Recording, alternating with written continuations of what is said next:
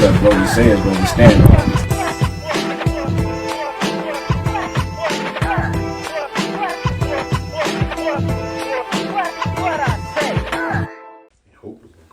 Hey, yo, guess what, Tone Capone? What y'all stinking ass doing? On time like a mug. Oh, shoot. Hey, man, I'll bust a cap in your grass, you know what I'm saying? I'll bust some seeds in your grass, man, because we trying to grow. That's what we trying to do. Hey, man, it's Monday. It is 4620. 4620. That's winning lottery numbers right there. You put a 04 0620. If you hit the lottery, man, give me mine. Give me mine. Go play that, man. I don't know today to play the lottery. Anyway, man, happy Monday, man. I'm feeling fresh. I just got the shower, you know what I'm saying? I watched my balls. I watched all that. I watched all that. So, yeah, we sure do. We sure do. I was gonna stand on the wall, but Fury, he couldn't pin me up there, man. Hey, man, welcome Monday, man. What's happening, man? What's happening, Captain? Trying to get this. Oh, you finna get it going? What I say, peace. What up, San Antonio? What up, hip hop? What I say, family? Yeah. That's why we got the mics. Oh damn, yes, mics. Right. Oh man, look, our engineer, man, our engineer is whack. We got company over there. Man, our engineer is the whack. Man, look, normally I start trying to set it up, you know what I'm saying? Cause Fury's like, hey man, look here, man, we ain't starting on time. You need to handle your business. So I said, man, I'm gonna let Fury. See what happened? I set it up. Yeah, with your stinking trash. I'm trying not to cuss. I'm trying to use words that fill in with the cuss words. With your stinking trash. Yeah, man. Yeah. Hey, man, good to see y'all. Hey, man, give us a thumbs up. Engineer Theory, Fury. He comes with a theory. Oh, there you go. Oh, y'all. Hey, everybody got their stamps and went to the store, man, and handled business and got all the water. I know y'all ain't getting no water in there. Y'all got crab legs. Y'all got, man, at least out of anything, get some noodles. Get them noodles, man, because them things going to scratch. They going to scratch. I mean, you get like 4 cartons. It's like, I don't know how many come in the carton thing. It's like.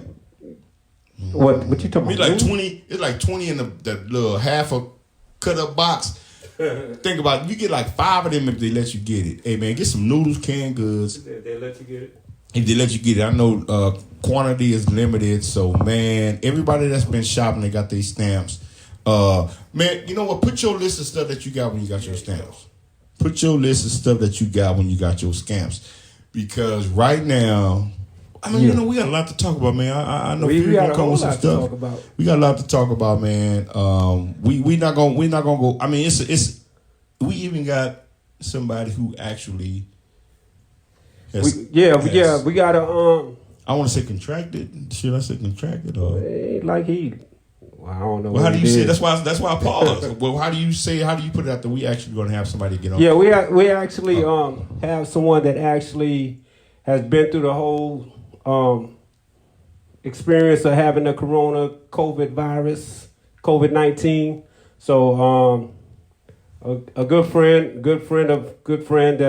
that I rock with. A lot of people know him, and he actually made it through on the other side. You know, so we're gonna have him call in a little bit. You know, he's gonna let us know the insides out of what it's like to really had a virus, and you know, and come through on the other side. Yeah. And there's a lot of other things that we'll chop up before he call.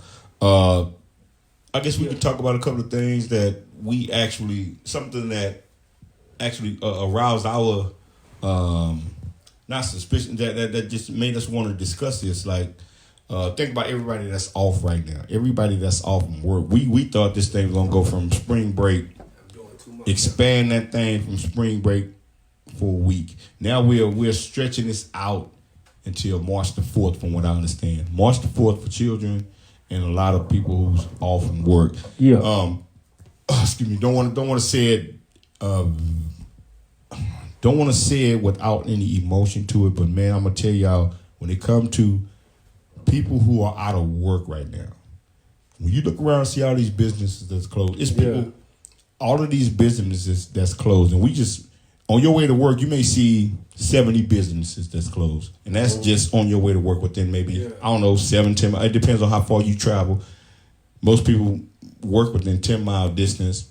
You say maybe 70 to 100 businesses. But think about that not only citywide, nationwide. I mean, not citywide, statewide, but nationwide. How many people are without a job right now? And we talking about people who've been hustling and struggling before this even happened. Now it's at the point to where I don't know what's gonna happen, and we don't know if they're getting paid.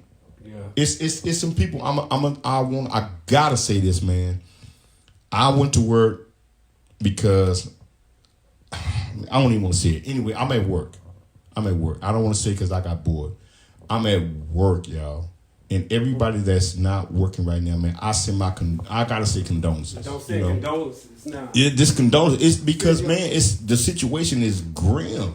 It's grim right now because March the 4th don't mean that's the day they're going back to work. And then it's no guarantee that they're gonna have the same job when they go back. So, man, my prayers, my sincerest, deepest gratitude to those who are able to maintain, struggle, still make it happen for their family, man. It's a situation that did anybody think they ever see this? Anybody think they ever see this moment to where we have to ration our food? We're at a point where a lot of people have to ration. Yeah, because that's what it's coming down to. Yeah, we are rationing, man. We're rationing. So, man, I just want to say that anybody who is at that point right now to where it's so hard because we all scared. I think it's a lot of fear factors. And when it comes to that fear factor thing, man, I want to say a lot of people have been sending these, how do you label it when they send a thing, say, hey, man, this is next week. They're going to cut this off. They're going to send the National Guard in. You ain't going to be able to get nothing. The scare tactics is making us panic. I think I've gotten a couple of those where people send and say, hey, man, I got people work at the Pentagon. And this is information that's, is pretty much gospel. And we are going to have to do this going to martial law, like you said a few weeks ago. We haven't got to that point, but I think when we send those scare taxes out to people, I think we rush out and we do more than we have to do. To those who can't pay their rent, it's a lot of people can't pay their rent right now.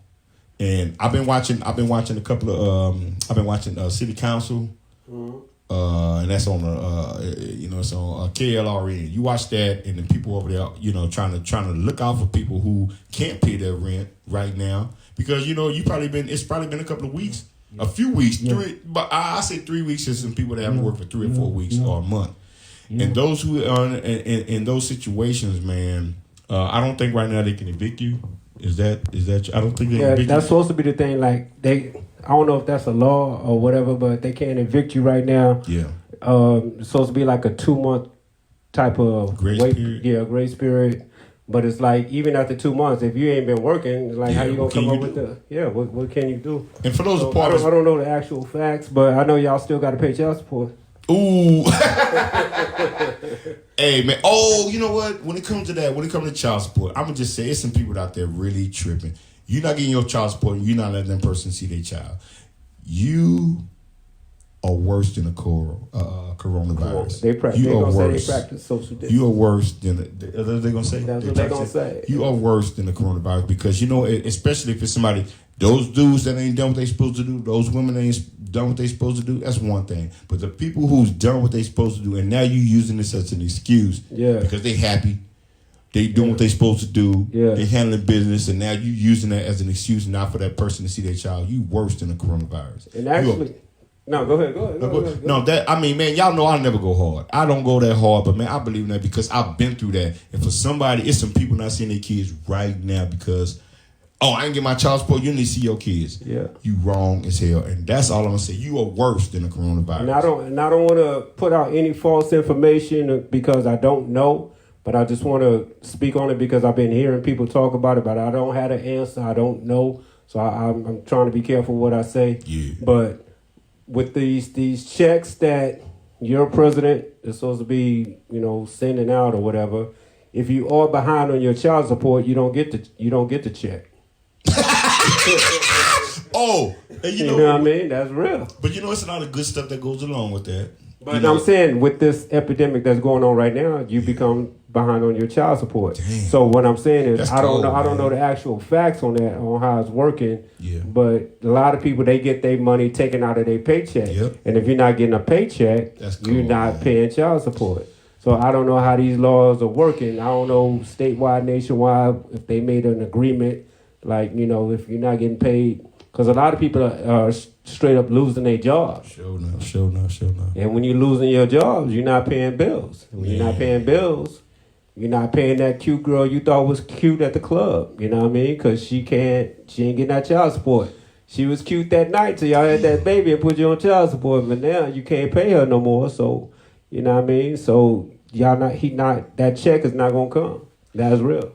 And you know what? And I know a lot of things are being, right now, if you have a student loan, don't even worry. That right there has been postponed. So if you have student loans, right now, that right there has been shut down to where they are going to give that amnesty period to where you can. Yeah, even with student loans, because if you was behind on your student loan, you couldn't get your So why child support got to get? Why so cold-blooded? I mean, I know the kids got. They was the first one to put it out. Damn. Yeah. You know what? I can kind of understand that, but if you're not working, I think would it make you a person that would show your character and say, you know what, I can't enforce that on this person because they're not working. That shows a lot about your character. If you're the person that's receiving child support, that says a lot about your character. Yeah. I cannot enforce that on this person. I'm working. Or even if you're not working, okay, can we work together? But it's a lot of that's kind of a sticky subject because a lot of people, man, a lot of dudes, I'm gonna say y'all scandalous as hell. Okay. Y'all are scandalous and y'all don't pay y'all child support, man. Y'all make it bad. Watching. T-Time, you better pay that child. Miss Tillman, I know you called, and then Fury, engineer, he was engineering everything else tonight, and then. I was trying to get it together, but blame the black guy. When work's gonna work, blame the black guy. But man, so if it's any ladies that's watching, what do you think about that question? I mean, should you enforce that when it's being enforced on a person? And I know a lot of dudes myself that be tripping on the child support, man. Handle your business, man. Don't be tripping, man. And if you have a girl that say, you know what, no, I don't need that child support. I'm going to say this, man. I ain't going to put my business out there. I just want to say, not even deuces. Deuces mean like, I want to say, my youngest daughter, not the other two. No. My youngest daughter, thank you for doing everything you did to help me. She's one of the women, well, maybe we didn't get along. Maybe we wasn't meant for each other, but man, we worked it out to where we look out for each other, and that's a rare occasion because I've been on both sides of the perspective where I got somebody who won't back child support and even had the kids for 5 years. What kind of anyway? Wow. Yeah, wow. And I got so that's a whole nother step. But man, when it comes to the corona right now, man, I think it's a lot of things that's just so crazy right now, man. We like understand everything is like it's like one of the movies now. It's like there's no. Because we haven't experienced in our age no basketball, no football, no concerts, no hanging out.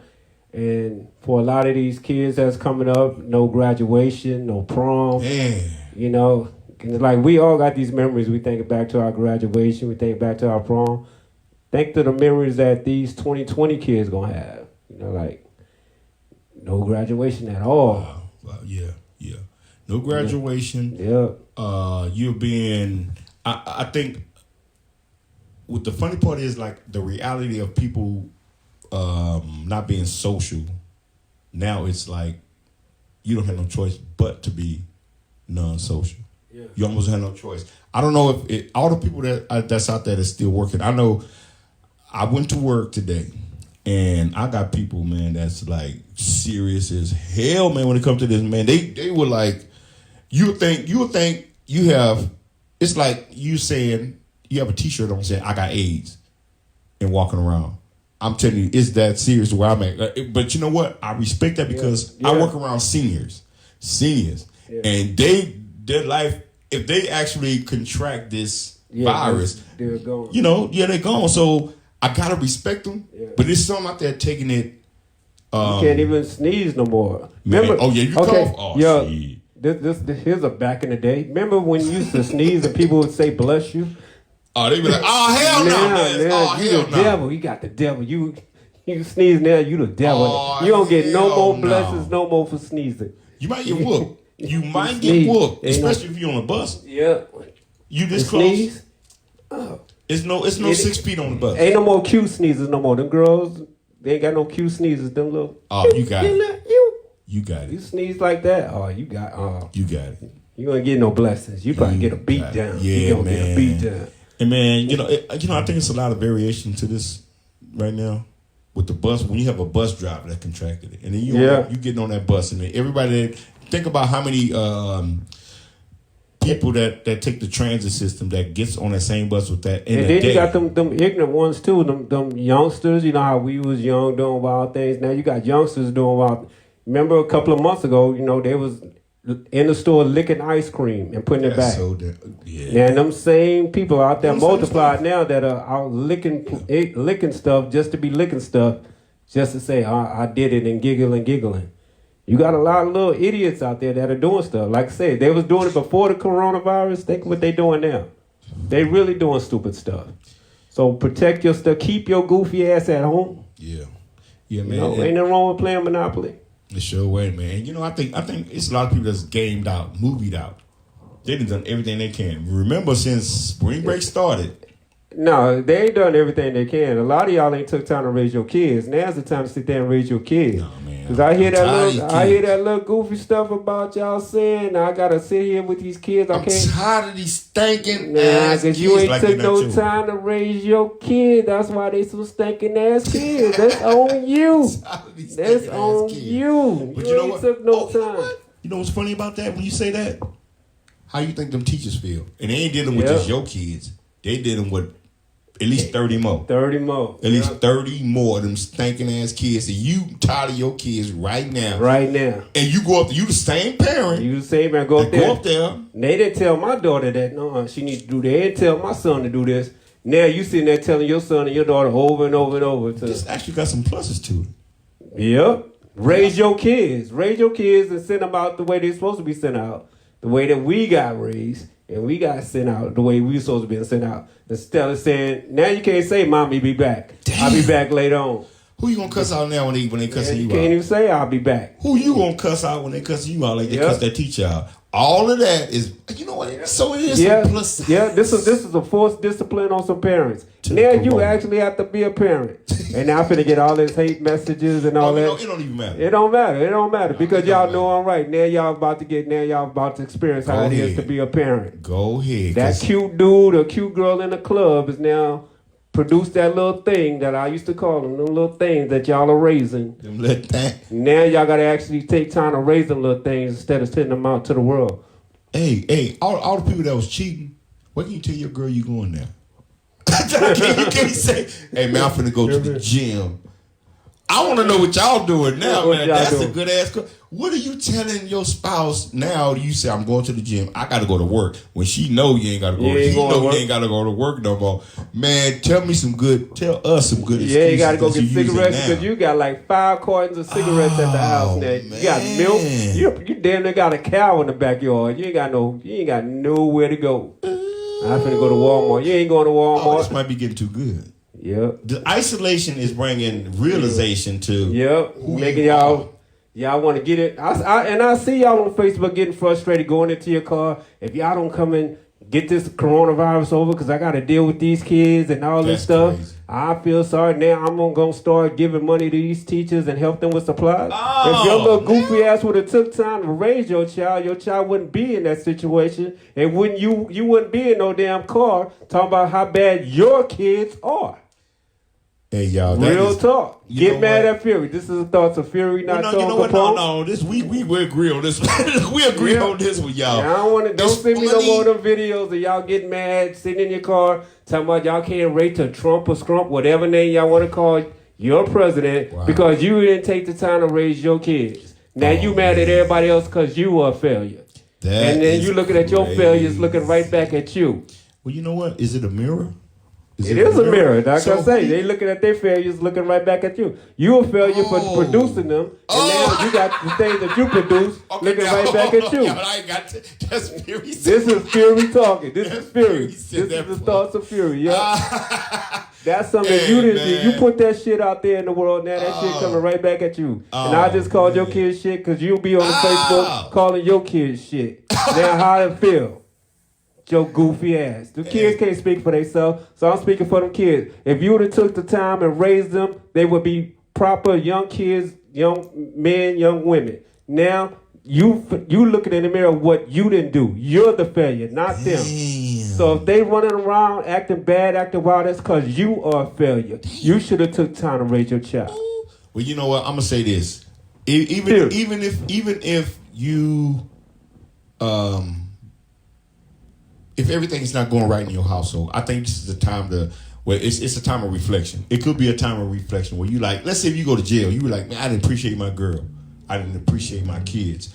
I think this is the time where you like, man, I'm actually here, and what am I doing? Because your kids cry out, and every kid cry out in a different way. Every spouse cry out in a different way. Now you have that time that you didn't have, or you making the best of the time that you didn't have. Is where we should be. Now you don't have to go to work. You probably still have to work from home, but you there. These are the times where you can like make up for that time where you didn't. And I'm gonna tell y'all something. This is for the kids and the parents.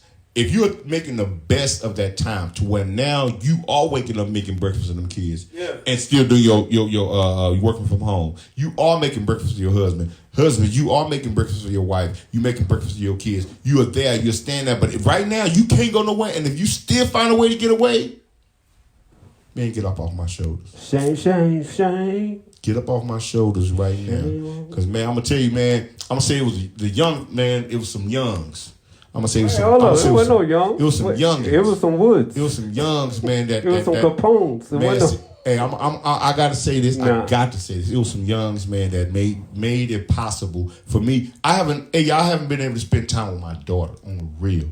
And everybody that know me, they know I pick my daughter up every day, regardless if her mama have her or I have her. We do our week on, week off thing. Regardless, I pick my daughter up every day. The youngs, man, they popped up, man, and helped me make that possible. And I gotta say thank them, man. And it don't mean nothing to nobody else. I don't care, and I ain't gonna linger on it. But I just want to say, man, I made the best of that time that I missed out on. So right now, all the time that you missed out on, it may be a month, but man, make the best of that month. Make the best of that month. Y'all at home together. Don't let your kids frustrate you. Look at if they look like their mama or they look like like their daddy. You can't stand them. But you know what? You've had time. Now, take the time, man, to like just reconnect. Just reconnect. Everything happens for a reason, y'all. Maybe this should be my tip. Maybe I'm throwing a tip out there too dang early. But man, I just want to say, I just want every person that's watching. First of all, thank y'all for watching. Thank y'all for watching. And I just want to say, everybody that's at home with their kids, with their husband and their wife, hey, y'all, it's going to be a lot of kids born in December, y'all. Y'all know that, right? It's going to be a bunch of kids in December, January, if it's love in the house. Y'all celebrating that. If love is Carla all said up there's a game called the Black Heritage Game you can play. You need to pick up. It comes out with 1,200 Black History. Okay. So yeah, different stuff. Do something different. We all know America. We all know Monopoly. We all know Uno. We all know chess. We all know all that stuff. Find something different. And you know what? We search for all kind of stuff. The internet is the range of the internet is endless almost, right? You can find some stuff you can do. You can go into arts and crafts. Don't let your kids be like this all day. Yeah. Don't let them watch the TV all day. Find something to be creative, even if you take an hour in the morning, an hour or like lunchtime. Hey, y'all, let's cook together. Let's even teach them how to cook. Yeah, instead of making peanut butter and jelly sandwiches, actually teach them how to cook. So don't look at this coronavirus and say, "Oh, this is the end of the world. This is a disaster." It's a time where family can be united versus you. Oh, we're in the same house. I can't wait to go back to work. This is what you said you hate. You hate going to work. Now you at home with the people you supposed to love, and you're not making the best of it. Yeah. I don't want to say this, What does that say about you? Yeah, what does that say? Yeah, because if you can, I think I already said that. Yeah, I want to say shout out to people, everybody watching. Shout out to LJ watching. Shout out to homeboy 2 Piece Carl. Carl, what's happening? Black man? For watching. Shout out to Kenneth. Yeah. Miss Alicia, y'all, hold on, man. Give me a second, man. The mercenaries are watching. Shout out to the mercenaries. I want to say, Miss Alicia, thank you for all the special gifts. Even when I didn't know you, thank you for the special gifts. You know what I'm talking about. Thank you for just saying, hey, you know what? It may not be much, but this is a gift to you. And I think we should be doing that to our kids right now. Hey, man, it may not be much. Hey, you supposed to do the social distance, bro. Hey, man, this dude all up on me, man. Damn. Come on. This dude. Oh, I mean, damn. And he wasn't sneezing. He wasn't sneezing to call me, but he was farting. If I sneeze, are you going to say bless you? Are you going to say bless you? He was farting. He wasn't sneezing to call me, but he was farting up in this bad boy. That was a bear growl. Yeah, that's what that was. I know what the well that was, what the smell that was. Shoot. But yeah, man, everybody that's watching, we want to thank y'all. Yeah. We definitely want to thank y'all, man. And I think it's a lot of stuff going on. What do you think about everybody that's sitting in these? What do you call that when you post something like they have these papers, like it's a legitimate paper saying, "Oh, we finna go into martial law and the National Guards are coming." Pass this information on. Is that causing panic? You asked me what I'm. You want to know what I'm thinking? Yeah. Have you seen them though? Yeah, I know what you're talking about. What do you think about that? You asking me? Yeah. You want me to say first? I want to really say. Do. Yeah, go. I mean, you can break it down. I'm gonna say what I think. Know If it's, I've been getting those. I've been getting these. I know everybody been getting these things on Messenger and Facebook, and I don't know. I'm not on nothing else, but they're seeing these papers say, and it's people that you know.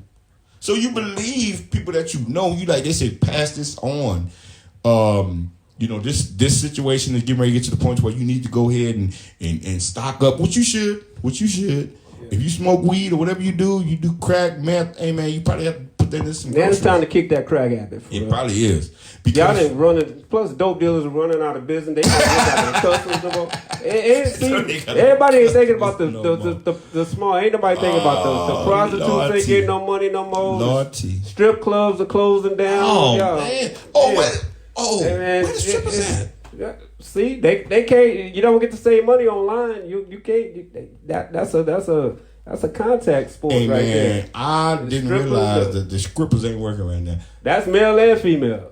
Damn. Yeah. Hey man, all the strippers out there right now that's unemployed. Porno business is shutting down. And it's like, man. Do you go from stripping? Church? What? Well. Oh, church. Yes, church is shut down. Church's chicken shutting down. Hey, but I think with the churches, man, I think when you have a loyal following, I think you'll be okay. But all the ones that were badly struggling, what up, Tanika? Y'all was fraud. All the fraudulent churches. I think it's gonna weed out the real from the. Maybe not, because some people believe in their pastor. They don't believe in the church. They believe in their pastor. People that still they believe in the pastor. They believe in the wrong thing. They believe in the wrong thing. So that's the wrong thing. They believe in the pastor. They may survive. Your pastor should have taught you to pray at home. You don't have to go to the church to pray. You don't have to have a. You know what? I'm gonna start listening to some of these sermons because when you ain't there, they can't make you feel bad. They can't make you feel bad. And make you give your offering. But I know my pastor. Twice. You get your offering twice. Yeah, when you there. But when you ain't there, how do you convince somebody to give some money and make you feel bad? You don't feel bad when you ain't there. But when you right there, they looking at you. See, he talking about his days at the strip club because they be like, the strippers be looking right at him. I ain't even tell y'all my script name. Boy. You ask for it, ask and you shall receive. Ooh, I ain't gonna tell y'all my script name. But hey, man, this virus, we throwing some humor out there, but at the same time, man, it is some serious points where we have a guest that's gonna call in. If he don't call in because he wasn't feeling well, right? Yeah. He wasn't feeling well, so he may or may not call. Some of y'all that know him, text him and tell him to go ahead and call in. Break that name. Go on, text him, tell him to go ahead and call. Tell him Fury said call. It's time. It's time. But if he don't, man, we don't know. Yeah, because he wasn't. Like. Yeah, because he wasn't. He said he wasn't feeling too well when I talked to him. Well, when we talked to him, and we don't know. We don't know how it drains you. We don't know the physical effects that it takes on your body. So if you don't call in, man, it's all gravy. It's just a lot of things, man. That we wanted to just kind of chop up and address. And man, my thing, I just shout out to Letty. I see you on my end, man. It was just how do you, I don't know how to label it when you get those messages. What do you call those messages when it's like a community message, when you telling people to beware, do this, do that, and it's not true? Oh, when you get that fake info. Is the fake info? Let's talk about the fake. Let's again. I already addressed for those that missed, my take on the parents. Okay, let's yeah, I may want to go back and watch it after this is over. But my take on everybody, all of a sudden is a scientist or a doctor that knows, what to do and what not to do. This is look up the word pandemic means that this is something that's worldwide. So it's something that got caught off guard. Basically, the government put out something that they couldn't control, and that's all over the place. Hold on. So yeah, even though I'm wearing an army shirt, I'm saying it's a government thing that they put out that got out of control. I think people miss what you just said. I said it's a government thing that they put out, even though I'm wearing an army shirt, and I was prior military, so I know that we are sent out there to do things that we necessarily would not do, but we're following orders. I'm no longer following orders. I'm my own free thinker. I think for myself. So, but you know what, man? What you just said, does that make them murderers? Yeah, they've been murderers, and they sent us to be murderers. I mean, come on. Let's follow the leader. If the leader say do this, then we do that. We go out and kill people. Normally, what 18 to however 45, 48-year-old is going to go out and just kill somebody because somebody say go do it? If it's coming from orders, it's just putting it all on paper to make us murderers, to go out and go kill people. It just makes it legal. That's why I know we don't go to court when we come back from war for committing murder. I mean, that's real. I know I'm taking it to a whole different place, but you got to, because right now, I mean, that's what it is. But as far as the coronavirus, I mean, that is something that's man-made.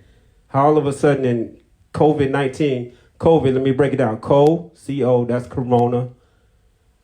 V-I is virus. I-D, that's the identifying year that it came out in 2019. Damn. So that's COVID-19. So that came out in 2019, so that's man-made. This planet has been here for millions of years, and it's just now getting coronavirus. Just popped up Even though coronavirus has been here for a few years, but to have an outbreak like this, that's man-made. And the coronavirus now has a different strand, which has HIV included into the strand. So that's something that they're not telling a lot of people also. That's why it attacks the immune system so hard. This is real talk. I mean, so this, when we say like, listen to who's saying what and people sending out all this stuff on Facebook, do your actual research. Stop watching the news so much, because all they're going to do is depress you and make you more paranoid. Yeah. This is something that's easily dissected if you just take time to actually sit and look. So yeah, do practice social distance. I mean, stay away from it because it is out of control. It is definitely out of control. I mean, when has the world shut down like this? The whole world is shut down. This is a form of depopulation that is out of control. The scary thing is we're looking at all the precautionary measures. Why aren't we tracing it back to its origin and saying, you know what, somebody got to pay for this? The origin is in Atlanta, Georgia, at the CDC, the Center for Disease Control. And that's what telling us that's the origin. And the origin is also in Virginia, where the virus was created, just like AIDS and all that stuff. Somebody came from a monkey. Now they're trying to say it came from a bat. Ain't that who's telling us what to do? Yeah, that's who's telling it. And Atlanta, Georgia is the home of the largest sexual disease population. If they can't control STDs in Atlanta, what are they doing? They doing it for a reason. It's there for a reason. It's there because that's what they want it to be. Man. And all right, I'm saying too much. I'm gonna start losing people. No. Tonight, dog, you are on it like a waka flocka.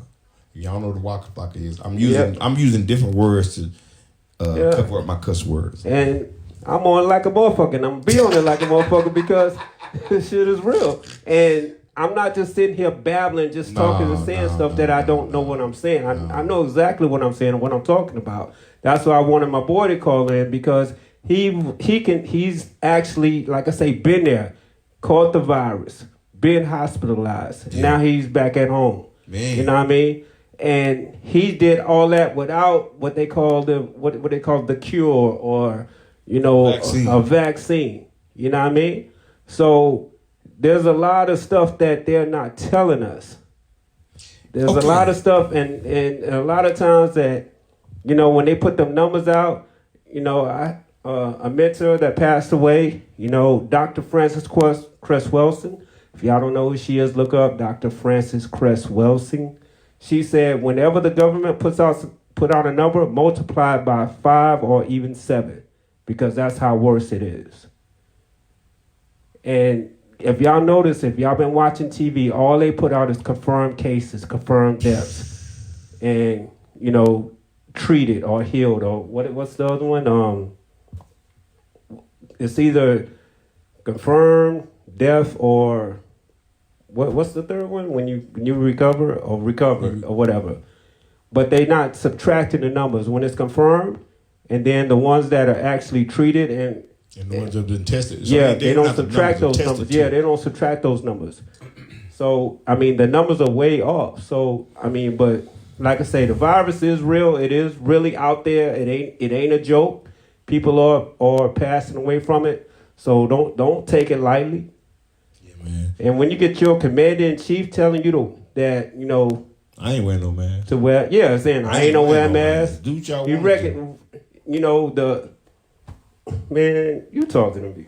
Hey man, the people that know my boy, tell him to call us if he's feeling all right. If not, don't worry about it. Yeah, don't worry about it, man. It's just a lot of, I think, and the funny thing is, we never thought we'd be talking about this week after week after week, but it's so important, it's so imperative that we talk about it, because we don't want people to get paranoid. Protect yourself. Do what you need to do, because we don't need anybody getting this. But then all the people with the panic tactics and techniques and saying do this, they finna shut down the stores, they finna go, they gonna shut the whole city down for 2 weeks. Maybe we should have did that a month, maybe 3 weeks ago in January. Yeah, November. If you want to, November. But that's when the commander in chief was saying it's a hoax. You know what I mean? You following the leader. Okay. You know what?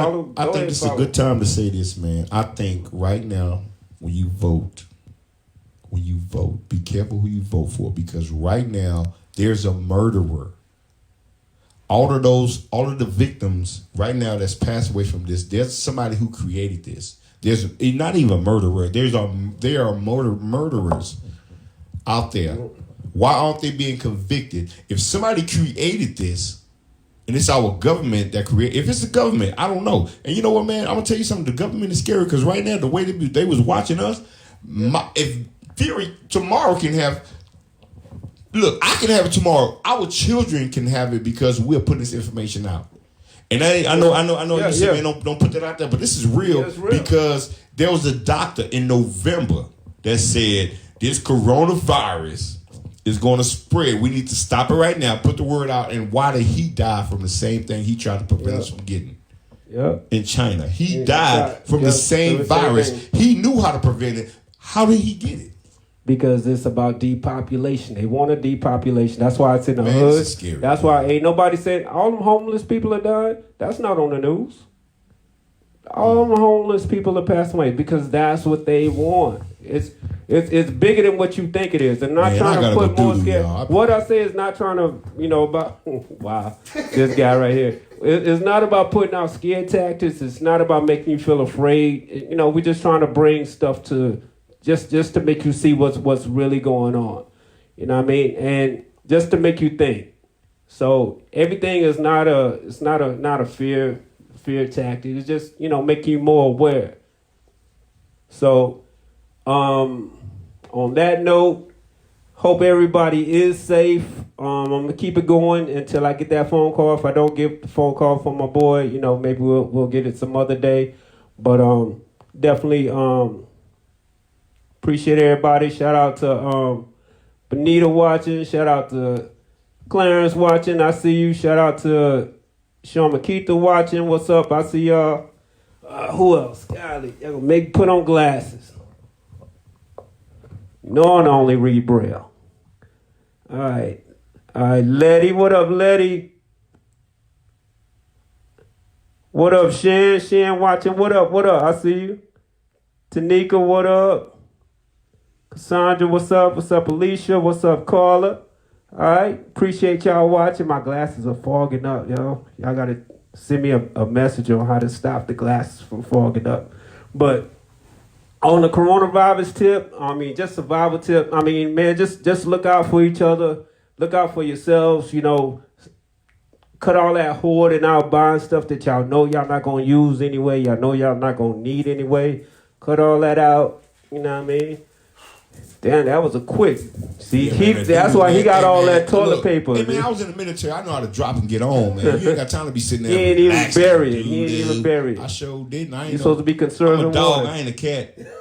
A dog, leave that right there. Why must I feel like that? They'll take their time to kick a little something on it. But yeah, man, everything Fury said, man, I think, the funny thing is, remember it was like a sexually transmitted disease. We go back to AIDS, and it was sexually transmitted. I think more people start getting cautious about that, using protection. They said, we need to try something different. How about just sneezing on them? Just coughing into somebody's face. Just touching a handle on, or just touching some keys on a piano, or just going to work and clocking in. Like little small things that is easily transmitted from little small stuff like that. And man, what do you call it? Just personal hygiene. It's all about personal hygiene now. Stuff that we should have been doing, we could prevent it with just personal hygiene, pretty much. Ladies and gentlemen, y'all know he just went to the restroom and his hands are still dry. Look how dry his hands are. I just wiped my hand. Look, man, he still got ash on him. No, he not. Because look, when I came out, he saw me go like this. He saw me go. I use my jeans. And then, matter of fact, when I finish these jeans, I'm gonna throw them on the top of his head. Y'all gonna see some Floyd Mayweather. I'm gonna throw these jeans on top of Fury head since he talking that trash. But man, it's just like now common hygiene, personal hygiene. Common personal hygiene will prevent the spread of this, and stuff that we were supposed to be doing in the first place, but they figured it out. Oh, we can spread this thing by doing some. Now he got to go do this. Nah, I already did. Now he got to go do. But y'all, it's a scary situation because I'm gonna say personally, I did not take it serious. I was thinking, man, this thing is in China, and then they said it's isolated. How did it get so big here that fast? How? It's confusing everybody. Where this thing, everybody that's looking at it like, okay, next month everything will go back to normal. It's not. This thing may go into 2021. If we go to 2021, then it's going. It's how can you recover everything that's all the losses? You cannot recover the losses right now. Just in that month period, you cannot recover those losses. You think it's gonna go to 2021? Just to recoup. Just to bounce back. Okay, so if it go to 2021, you know who your president is going to be, right? Don't believe that. Don't believe the hype. Yes, sir. Don't believe the hype. And if you do, somebody. I'm finna say something. I'm finna go real hard. Go hard. Shut up. He's trying to get that man snorted. I'm a shut. He's trying to get that man sniped out. Because there's a lot of people that's been getting this. It's actors. It's people that's in the entertainment business that's been getting. It's a lot of people been getting it. This Trump has come in close contact. Went in the same vicinity with somebody that was tested, right? So how come he don't have it?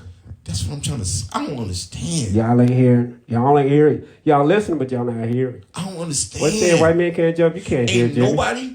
Nobody. They can't hear Jimmy. Got that? Nobody got that. It was somebody was tested positive in the same vicinity, right? Am I telling the truth? I thought it was vicinity, but you said vicinity. Whatever it is, vicinity. It was somebody in the same vicinity with Trump, I can't call him a president. He's not worthy of that title, but I know he's running our country. So this dude was in the same vicinity with somebody who was tested. Nobody else. That was all of those people. Everybody should have contracted. They say we're not practicing social distancing. And we not. I'm gonna say I'm not. Because I ain't seen the commander in chief practice it yet, so I'm trying to follow his lead. I'm trying to follow him. I ain't wearing no mask. Yeah, he say he ain't wearing no mask, he ain't practicing social distance. He said it's a hoax. It's a mother. It ain't no hoax. He was like, man, I know what I need to do. He said by Easter we all go.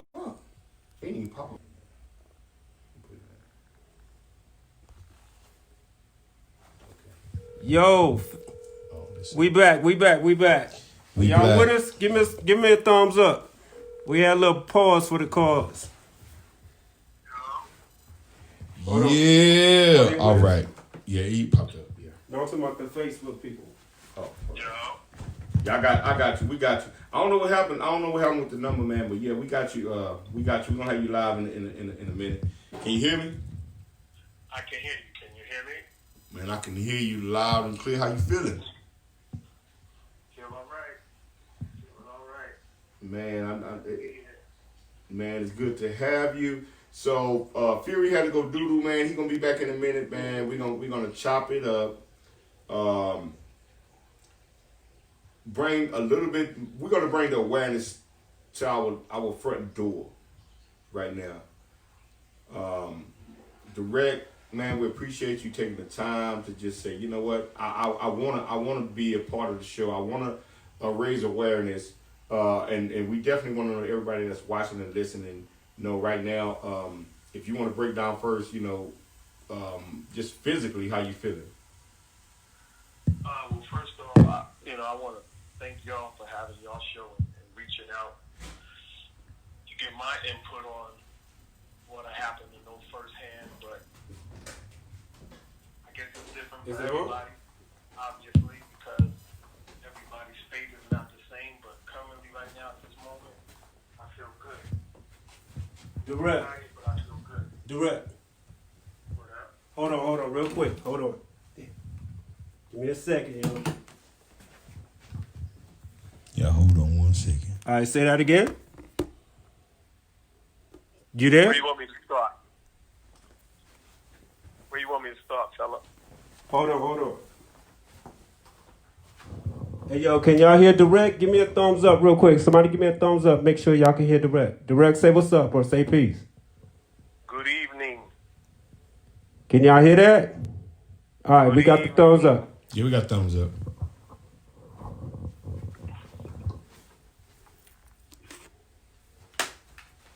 All right, Dawreck.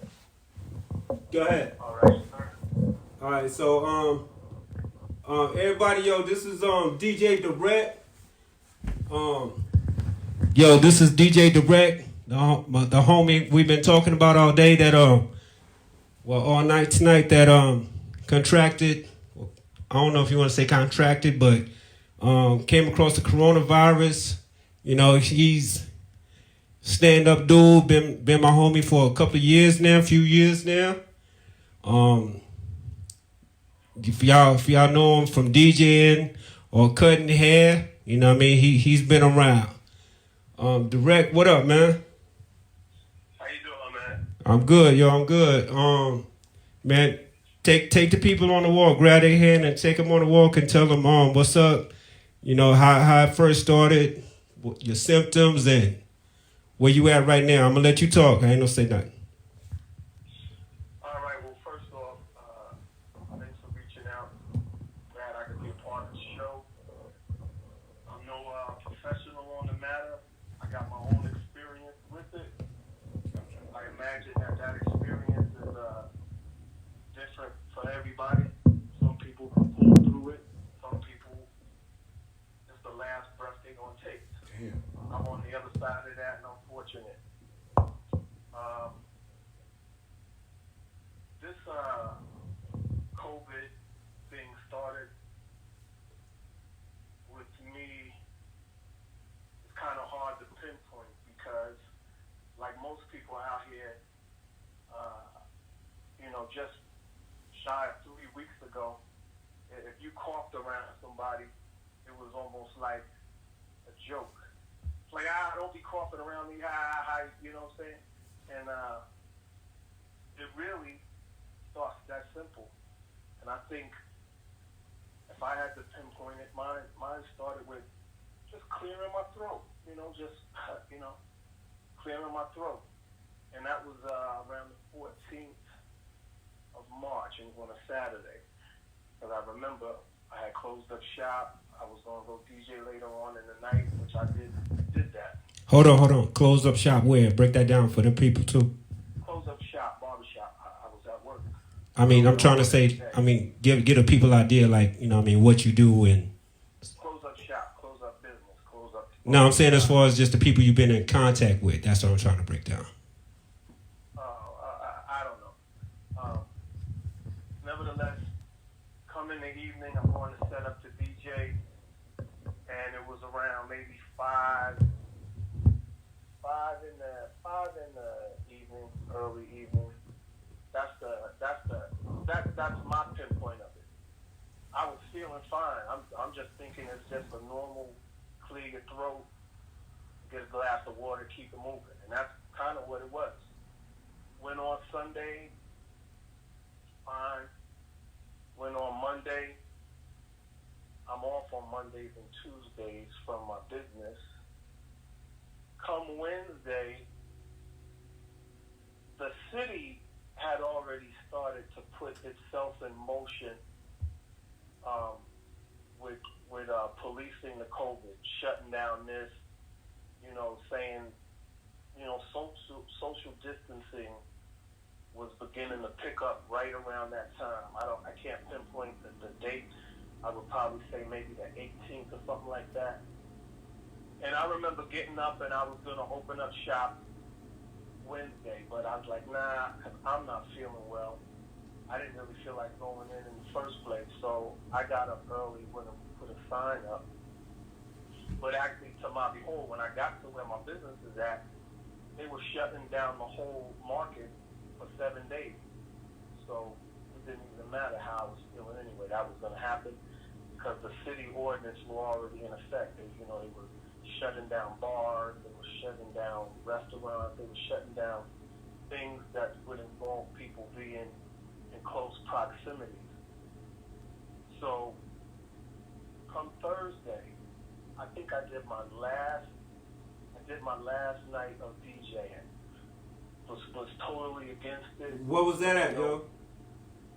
I was out at I was doing karaoke. I was out at Uptown. Uptown, City. And that was the last night, for not because the bars that had been shut down were just in the city, like any bar that was in city limits, where that Shirts and Cibolo, that's not in the city, so you were able to still operate. So nevertheless, we make it through the night, great night. At this point, what I'm saying, I was already very serious about the matter anyway. I mean, I remember reflecting back and seeing, a lot of the memos on Facebook and Instagram. There was a lot of jokes going around about, the COVID. Yeah. And I never thought, this is prior to me even not feeling good. I never thought none of them was funny. I never thought any of that was funny because people had already died from it. I never found the humor in it when I knew people were dying from it.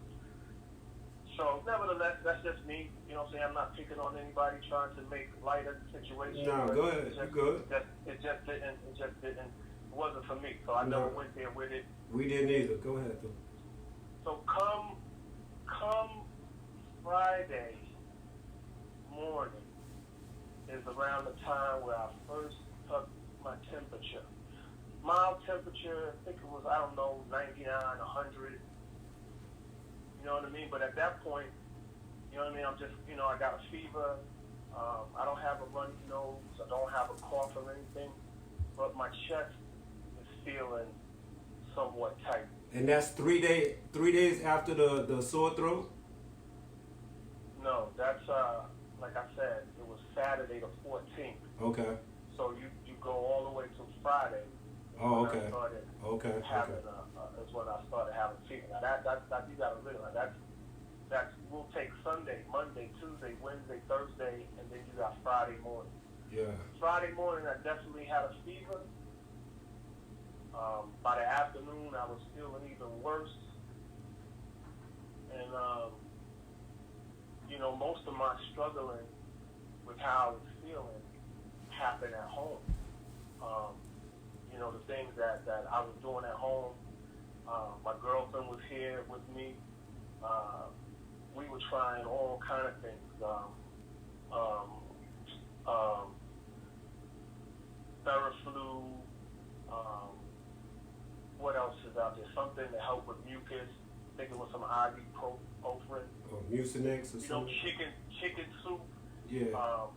Home things, just getting rest, plenty of fluids, and to be clear, that time at home was the battle.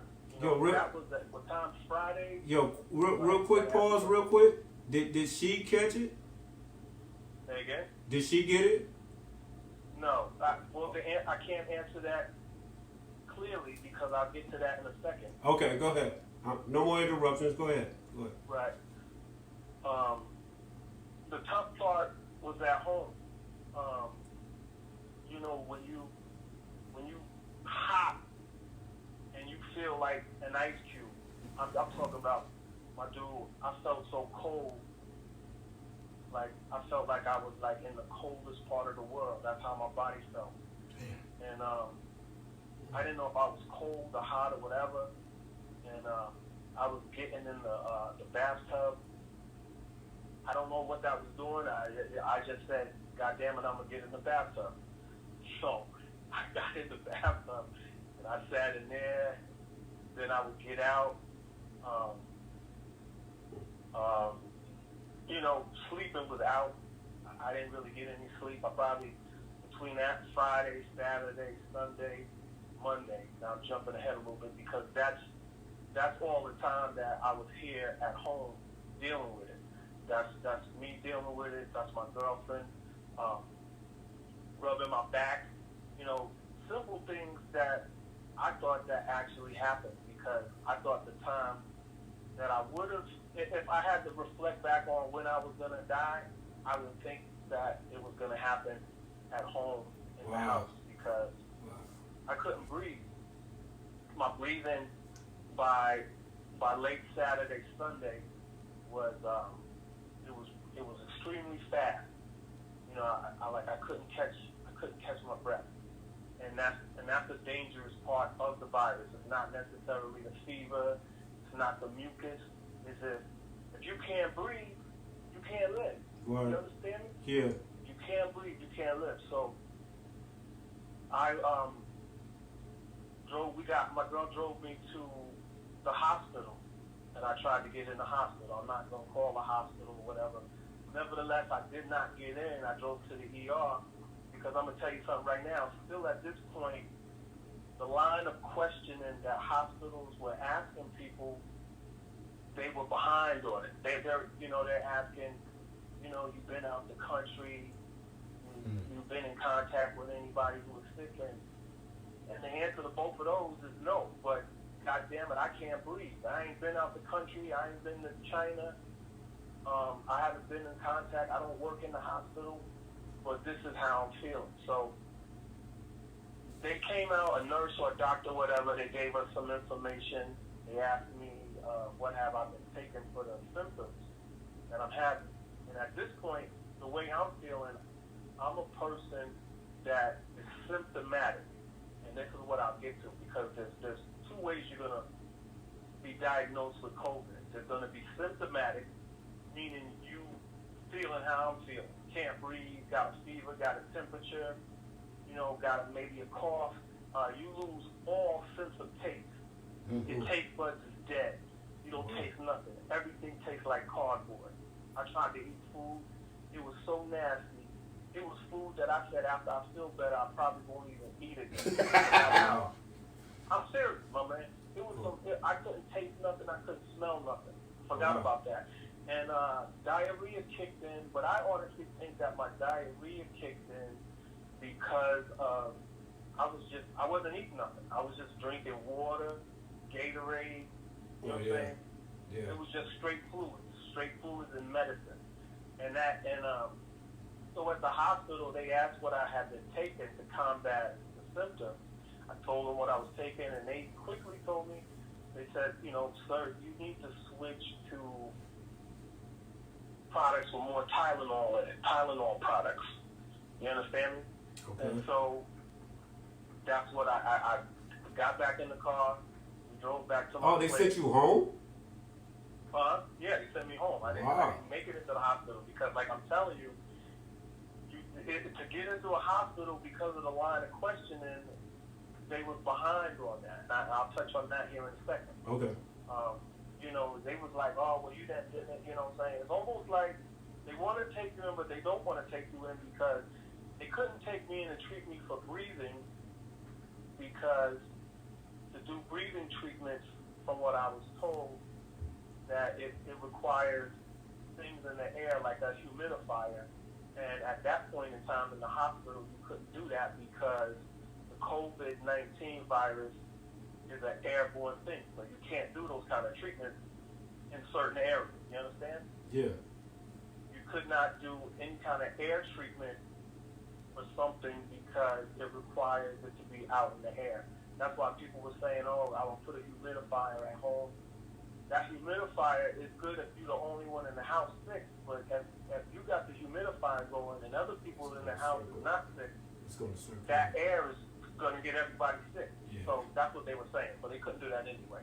So nevertheless, I didn't make it into the hospital, but I did make it back home. My girl drove me back home. We got home, and we were able to get some Tylenol products from her mother. She happened to have Tylenol, cold and flu, severe. And I took that somewhere in the nighttime. I don't know, maybe 12, midnight, 1 o'clock, whatever. I took it, and that shit was it was strong. Like, it done something. Like, I felt it working in my body. It made me real nauseous. It made me want to throw up. I still was using the bathroom. I was still mad hot. I got my couches on leather, so I went to sit on them because they made me feel cool. Then I was standing up, leaning against the wall, just trying to breathe. There was really no sleep. I tried, you know what I'm saying, because I tried, man. They couldn't breathe. So yeah, I feel you. The next morning came, and I think it was about 8 in the morning.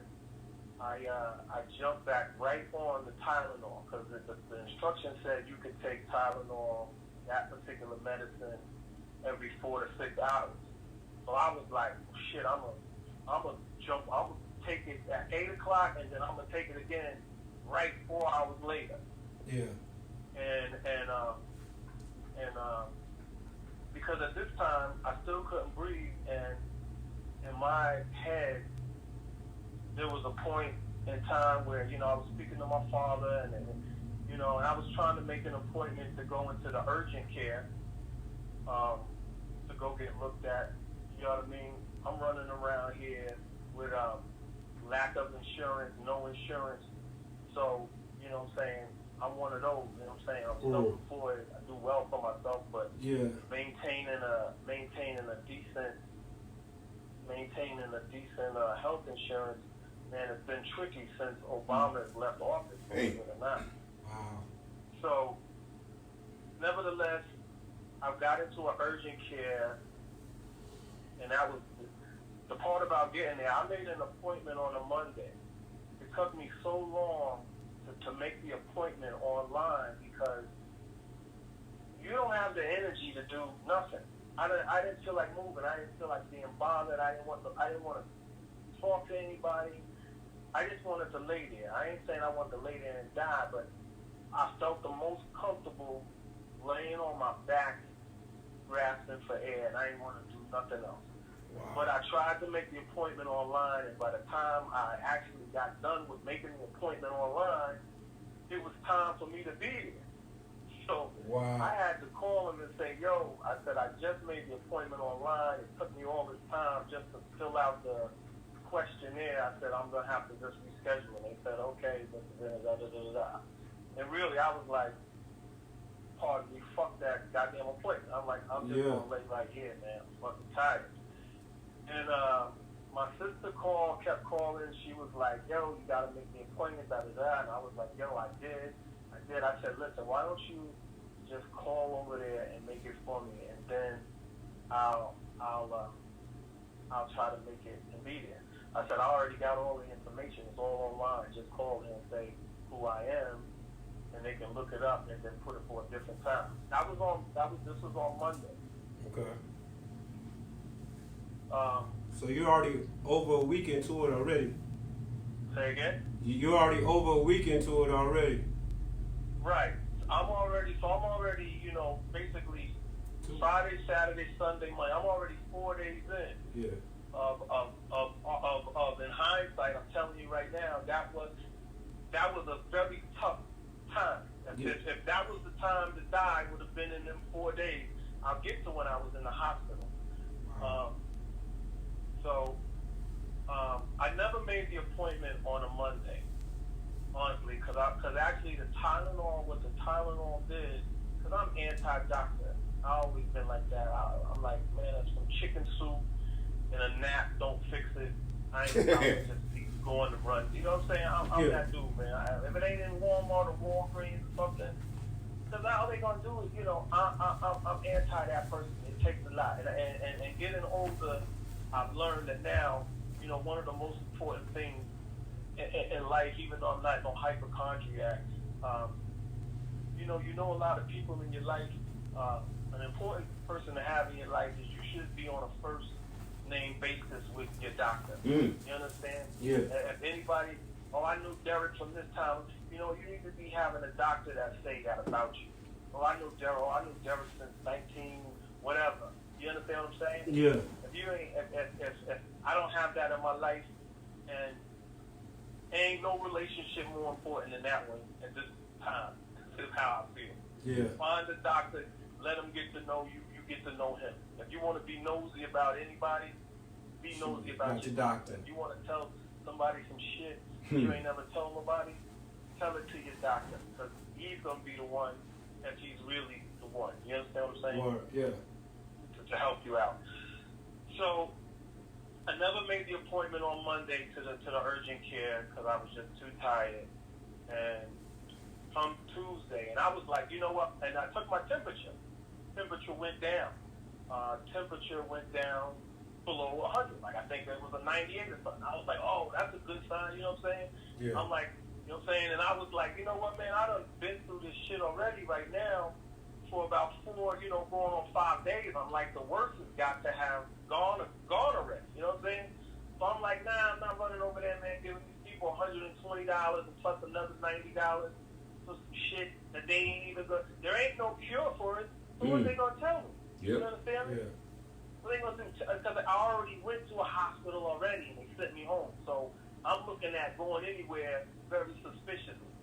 You ain't got the cure there, so why am I giving you this money? Money is kind of tight right now. Like it's a hustle. Yeah. I ain't necessarily, I know what my life is worth, but at the same time, I'm like, but anyway, thinking that way was dumb because I sat home some more and my breathing was not getting no better. Man. And I was like, D, you got to get your butt up, man, and go over here and let these people see what's wrong with you. So I ended up getting up on a Tuesday, somewhere around 10, 11 o'clock. I made it over to an urgent care, and they tested me for strep throat, and then they tested me for the flu. Both came back negatives. That's when they started panicking, because they tried to hand me a mask. One of them masks. Yeah, the mask. Man, they put that mask on me, man. I snatched that shit off my face so fast because I said, yo, you're going to mess around and suffocate me. I said, I can't breathe in this mask. And they basically kicked me out of that urgent care because they was nervous. And I get it.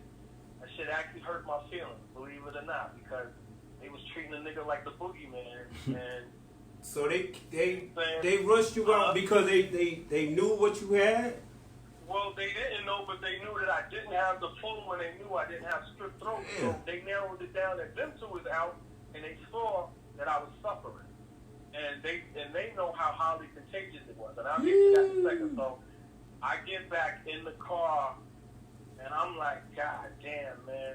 They say, yo, they told me, you need to go to the ER. You need to go to a hospital and go straight to an ER. And I'm like, all right. Whatever. You know what I'm saying? So I'm driving, and at this point, I'm looking at my cell phone. I got like 2% or whatever. Driving is no problem. It's when you got to get out of the car and do anything.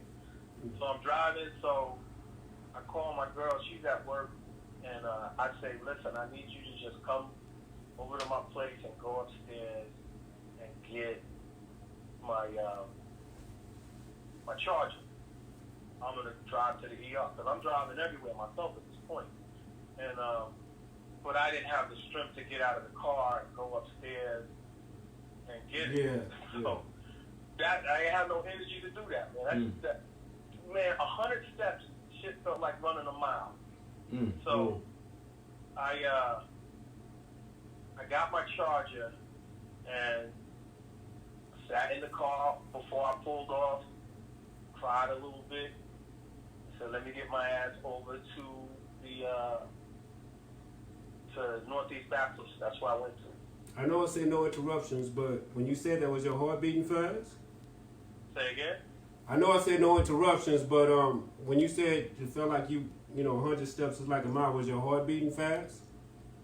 No, my heart wasn't beating fast. My breathing was fast. Okay. And I'll tell you why that has an effect here in a second after I got medical people looking at me and telling me what was going on. So I get to the hospital, I park in the emergency. I park as close as I can park to walk because I knew that walking to it was gonna be a struggle. So I get out of the car, man, it looked like I had been out drinking all night. That's how I was walking, like left to right. And I get to the door. And when you get to the door at the hospital now, probably at any hospital right now, because you know everybody's on high alert. They don't know what's going on. Yeah. So I get into the hospital, man. There's this like welcoming party. Bunch of ladies, 4 ladies. Oh, I remember it was a Hispanic lady, maybe a black lady, white lady. I mean, they came at me with about 100 questions. You know what I'm saying? And I just looked at them. I had the mask on at that point, and I was just looking at them like going a million miles with their mouth. Questions. And the lady, she looked at me. She said, all right, y'all calm down. He can't answer all of us. Man, I didn't answer none of them. I couldn't answer none of them. Yeah. I just told them, I said, yo, I pulled out my wallet, my ID card. I said, I can't breathe. I need to get in here and see a doctor. And I just walked right past them up into the other thing, and I filled out the thing, and I just sat there. Yeah. And I sat there for maybe, I don't know, a minute or 2, 3 minutes. And they came and got me. They sat me down, started taking my vitals. They immediately put some oxygen on me, on my, so I could breathe. Yeah. Then I went in. They got me onto a bed, or an rolling bed.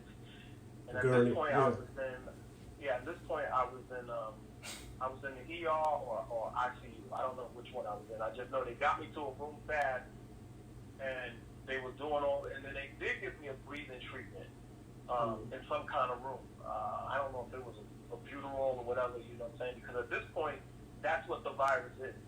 The part that takes you out is, like I said, is the can't breathe. That's the part that's going to kill you. You feel me? Yeah. It ain't going to be the diarrhea. It ain't going to be the fact that food tastes like shit. It ain't going to be the fever. It's going to be if it gets to the point where it's affecting your lungs. Damn. And so they gave me the breathing treatment. They gave me that, and then my temperature and stuff. And like I said, my temperature at that point to me had already been broken, and the temperature wasn't an issue. doctor comes in and says, yo, we're going to test you for the COVID-19. And I'm like, cool. I didn't come to the hospital to get tested for COVID-19. Again, I came because I was real short of breathing. Yeah. So I get the test. And the test in itself, at least the test that I took, my man, they stick these sticks up your nose 4 times. Wow. 2 times each nostril. I mean, they put these shit up your nose so far, you think it's going to come out your eyeballs, my dude. I still don't think my nose is right. Did they numb you? It's right. Huh? Did they numb you? Stick it in there. Nah, they don't. They don't numb you, man. Wow. They put that shit up your nose like you was a boxer that just got knocked out. Damn. So they just like, that's how far. they like gouged it up in there. I didn't even know that you could go up somebody's nose that far. Wow.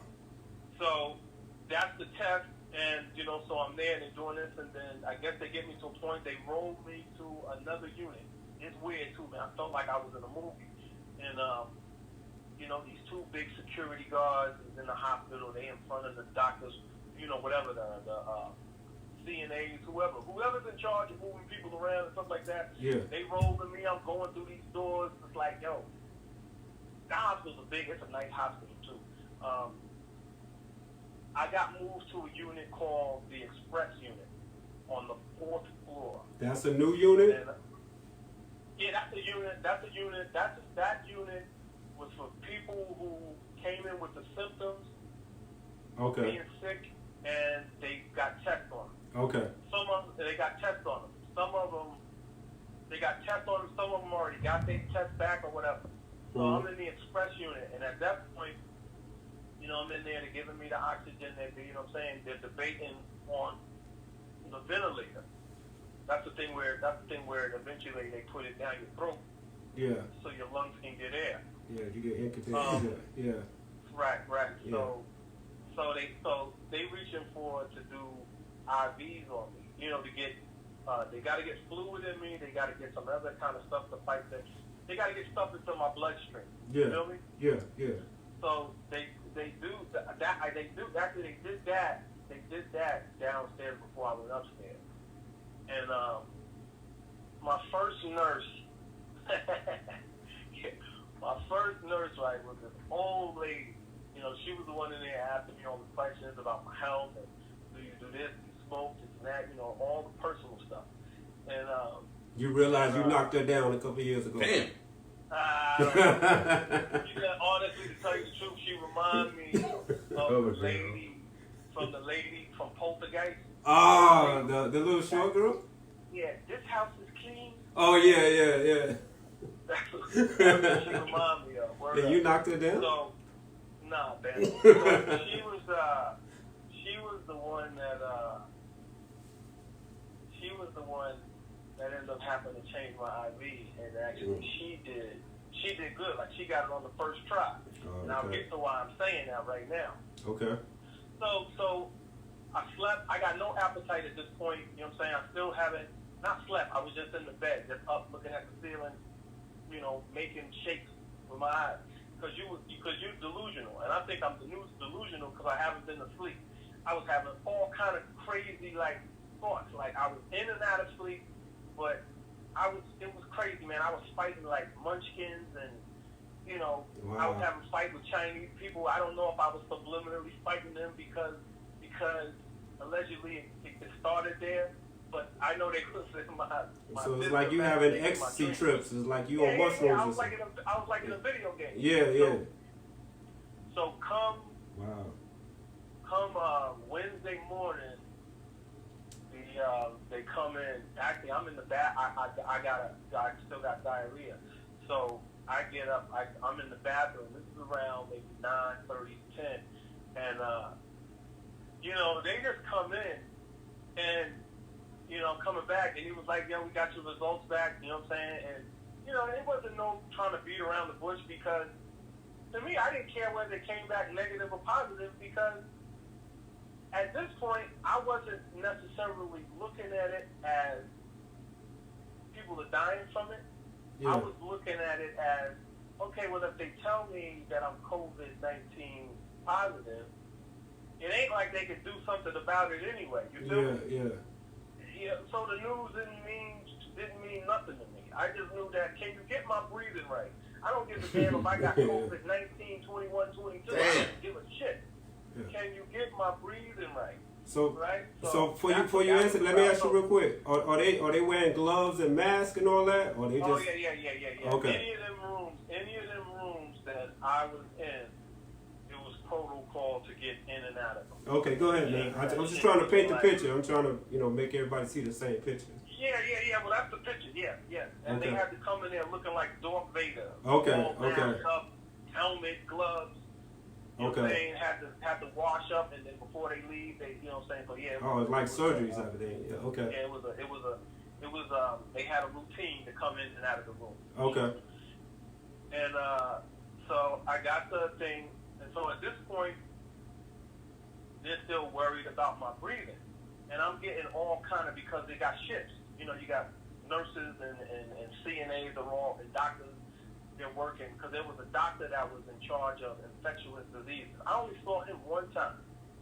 He's the one that broke the news to me, and that was really the last time that I saw him. I spoke to him a lot on the phone. I spoke to primarily nurses, CNAs. And you got to understand that the nurses, they're doing their jobs, CNAs, they're doing their jobs, but they nervous. Some of them is better at it than others. Some of them is nervous. You know what I'm saying?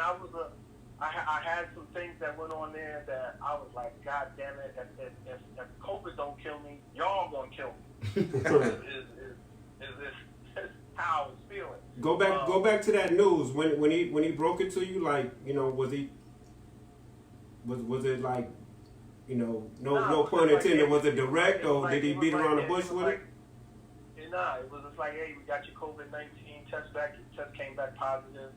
And that was it. And we moved on. I was like, all right, yeah, we moved on. It wasn't even nothing really to harp on. We continued to do what we was doing. We continued with the oxygen. And at this point, my breathing wasn't getting no better. So I was in that room in the nighttime, and one of the I would see them, because at this point there was a window on my door so they could see through. And you know when someone's got the look of concern, but they looking at me like, you know, they looking at me like, how is this dude still living? Wow. Damn. Right? So they say, well, look at his breathing, right? But then look at him, like he looks fine. You know, they said, did they think you was sleeping or something, or? Man, I was at peace with whatever was going to happen. You know what I'm saying? When they were saying this, I mean, were you consciously awake, or were you like barely in and out? I was consciously awake. So they saying all this stuff while you in your face like that? Right. They looking at my signs, and they and then one of the nurses, she's so concerned, she goes and gets some albuterol, and I didn't want none of that. I didn't want that because I thought that shit was a waste of time. I always thought albuterol, for the most part, was a waste of time. Albuterol is my friend, pal. I took 2 puffs of the albuterol. Man, that shit put a sharp pain in my chest. And I told him, I said I don't want that albuterol again. I said, because it didn't help me. I said, it put a sharp pain in my chest. And this is when I'm still in the express room. This is, you know what I'm saying, I hadn't got moved yet, but my breathing hadn't gotten none better. So that's when, you know, I made it through the night. And that's, like I said, them is when the conversations is coming through, because they thinking, because I wasn't sleeping. So, and I think not sleeping is what saved me, because you see, when you sleep, your body automatically, everything goes down to a lower level. The heart rate slows, the breathing slows. But I never went to sleep. That's the shit that was driving me crazy. I never went to sleep, but I think that was the thing keeping me alive. I never went to sleep. Man. So, but it was just breathing fast. And I knew that was breathing fast because they had an alert on my what's the thing that reads your vitals? My shit was going crazy all night. I thought that shit was a video game. My shit was going crazy all night. And that's why they kept coming to the window. That's how I knew. They was looking looking at me like, he's still good, he's still. And then the next day, real early, they rolled me down to ICU and had the ventilator. And the ventilator was the thing that goes down your throat into your lungs to keep your lungs, because the doctor said, listen, if we can't get air to your lungs, what's going to happen is your lungs are going to get fluid on them. And once that happens, you got a whole nother list of problems. You understand me? Yeah. So before they did that, they turned up my oxygen real high.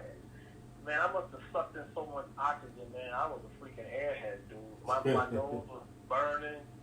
You know what I'm saying? I wanted the air, but my nose was so, like I told you, from the time when they tested me and they dug up my nose, man, my nose was clean. It was so clean. Wow. My nose ain't never been that. All them boogers gone. All them boogers. All of them gone. Everything was gone. Wow. Clinic says thank you. They owe you a card. I stayed in ICU. They never had to throw me with the ventilator, and that's a serious thing because there ain't a lot of them machines in there, and I had one in my room. You understand me? Yeah. You know what I'm saying? So we didn't know what was gonna happen, but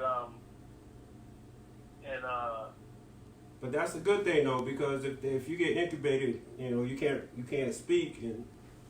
Right. So it was some news that I had. I'm gonna backtrack a little bit. When they was asking me these questions, one of my symptoms was as well, and I'm gonna jump right back to where we were at in ICU. But I was telling the doctor or the nurse, it was somebody with some skills, and like it wasn't a CNA or nothing. It was somebody that knew something. And I was telling them, I said, listen, I said, my breathing thing, I said, if I get up and do something, just go to the bathroom, I'm going to come back just from that little bit, and I'm going to be real short of breath, like I'm going to be trying to get it back for the next 5 minutes. I said, but once I get it back, I'll be chilling, but I'll still be breathing fast. I said, if I lay on my back, my breathing is all right. If I lay on my left side, my breathing is fine. But if I turn and lay on my right side, man, all hell would break loose. Like I could not lay on my right side. Like in a fetal position on your right side. Yeah. Man, that's like, I don't know what it was about my right side, but it was crazy. And so I told him that. I don't know if it meant anything, but I wanted them to know that. Yeah. And so after the ICU, I think I was in there for maybe a day and a half. My appetite was coming back.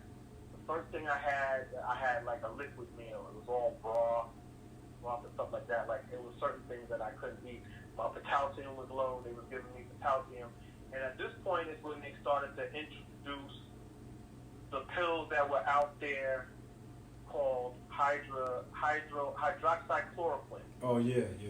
I don't know if y'all saw that on the news. Yeah, I saw that. Yeah. But hydroxychloroquine was what they have been, this is what has been being used all over the world to treat it.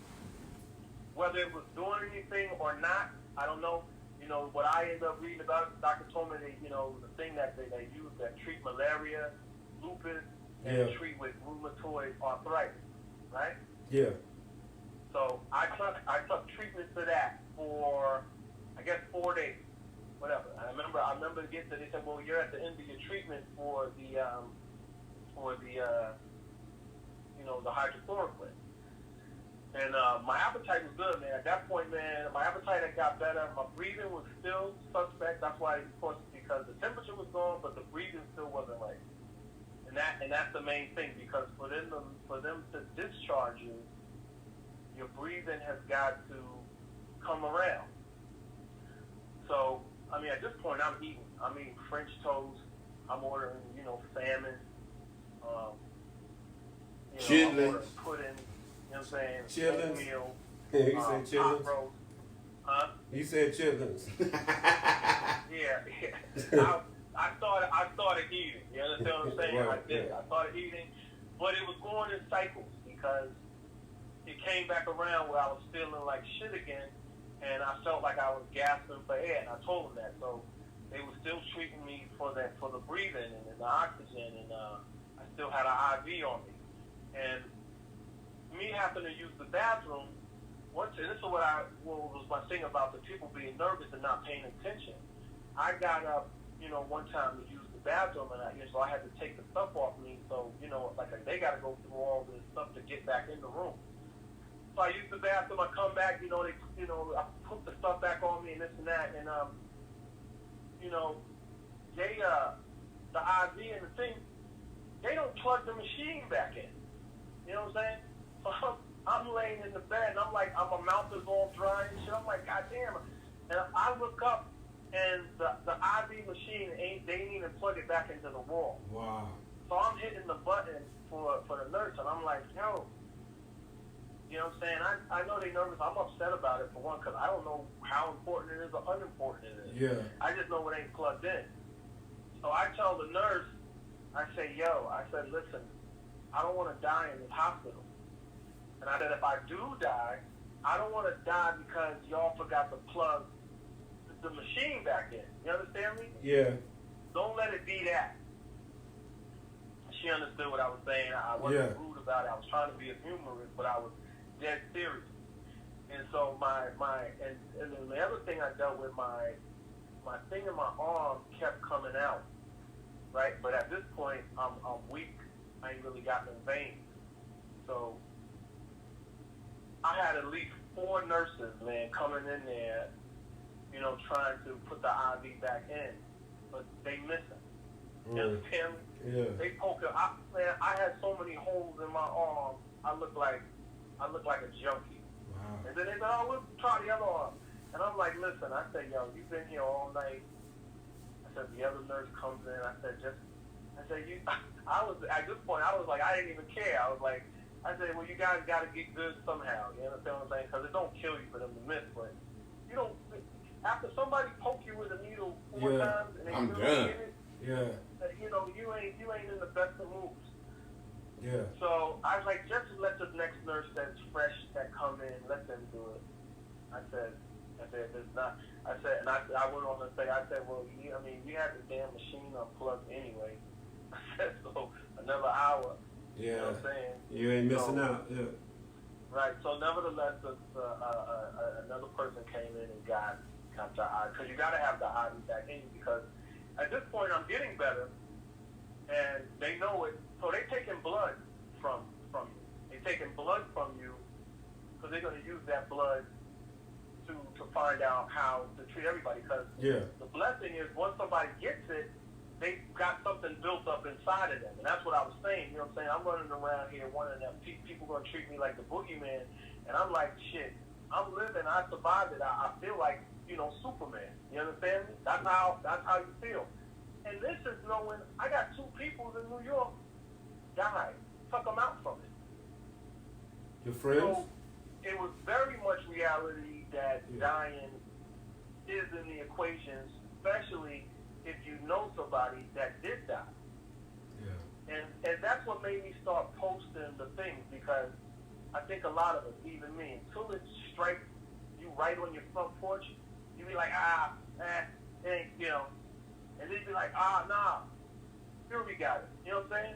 Yeah. And it's funny you say that, because it's like, I had sent you, I know I sent you a rhyme, and I was like, it was a rhyme about the virus, but I didn't know you was in a hospital. Yeah. It's like I sent you like a verse I was going to use, and it's like, damn, you in the I didn't even know you was in a hospital until I saw it on Facebook. Yeah, a lot of people that I was communicating with at first, they didn't know I was in the hospital. That first thing, and I wasn't really telling anybody I was in the hospital because, like I said, there was some point in my head, I'm like, you know what? But this is just foolishness, because this ain't herpes, this ain't the AIDS, this ain't gonorrhea, this ain't some bullshit that you out there doing and find yourself caught up in some shit. This is some shit you go to the supermarket, touch the wrong area, and you can become symptomatic or asymptomatic. Yeah. And the difference between those two are, because you asked me earlier, and here I'm going to touch on that. You said, did my girl get it? I have no idea. I would imagine that maybe she did, but she didn't show any signs. And that's called asymptomatic. Yeah. But I'll tell you that she was around me the whole time. You understand me? We slept in the same bed. She slept on my back. You know what I'm saying? Yeah. So I don't know how much close proximity you need to be other than that. So and how many weeks has that been? this was the whole week before I got into the No, I mean I'm talking about since today. Since today, like. Oh well, I haven't been around anybody. No, I'm talking about since her, and she don't have any symptoms. Oh. Well, we could go all the way back to the 14th. The 14th. She Okay. was with me on the 14th when I went to go set up at Breeze, the DJ. Okay. So, and like I said, that was my first cough. That's nothing to how I felt 5 days after that. You know what I'm saying? Yeah. So that could have been nothing. Like I said, my thing was declared a community spread, meaning you don't know where it came from. Yeah. You know what I'm saying? And I'm not one to point the finger, but here's ironic. I could have very well picked it up from somebody that don't even feel sick. Yeah. You understand me? That's good stuff.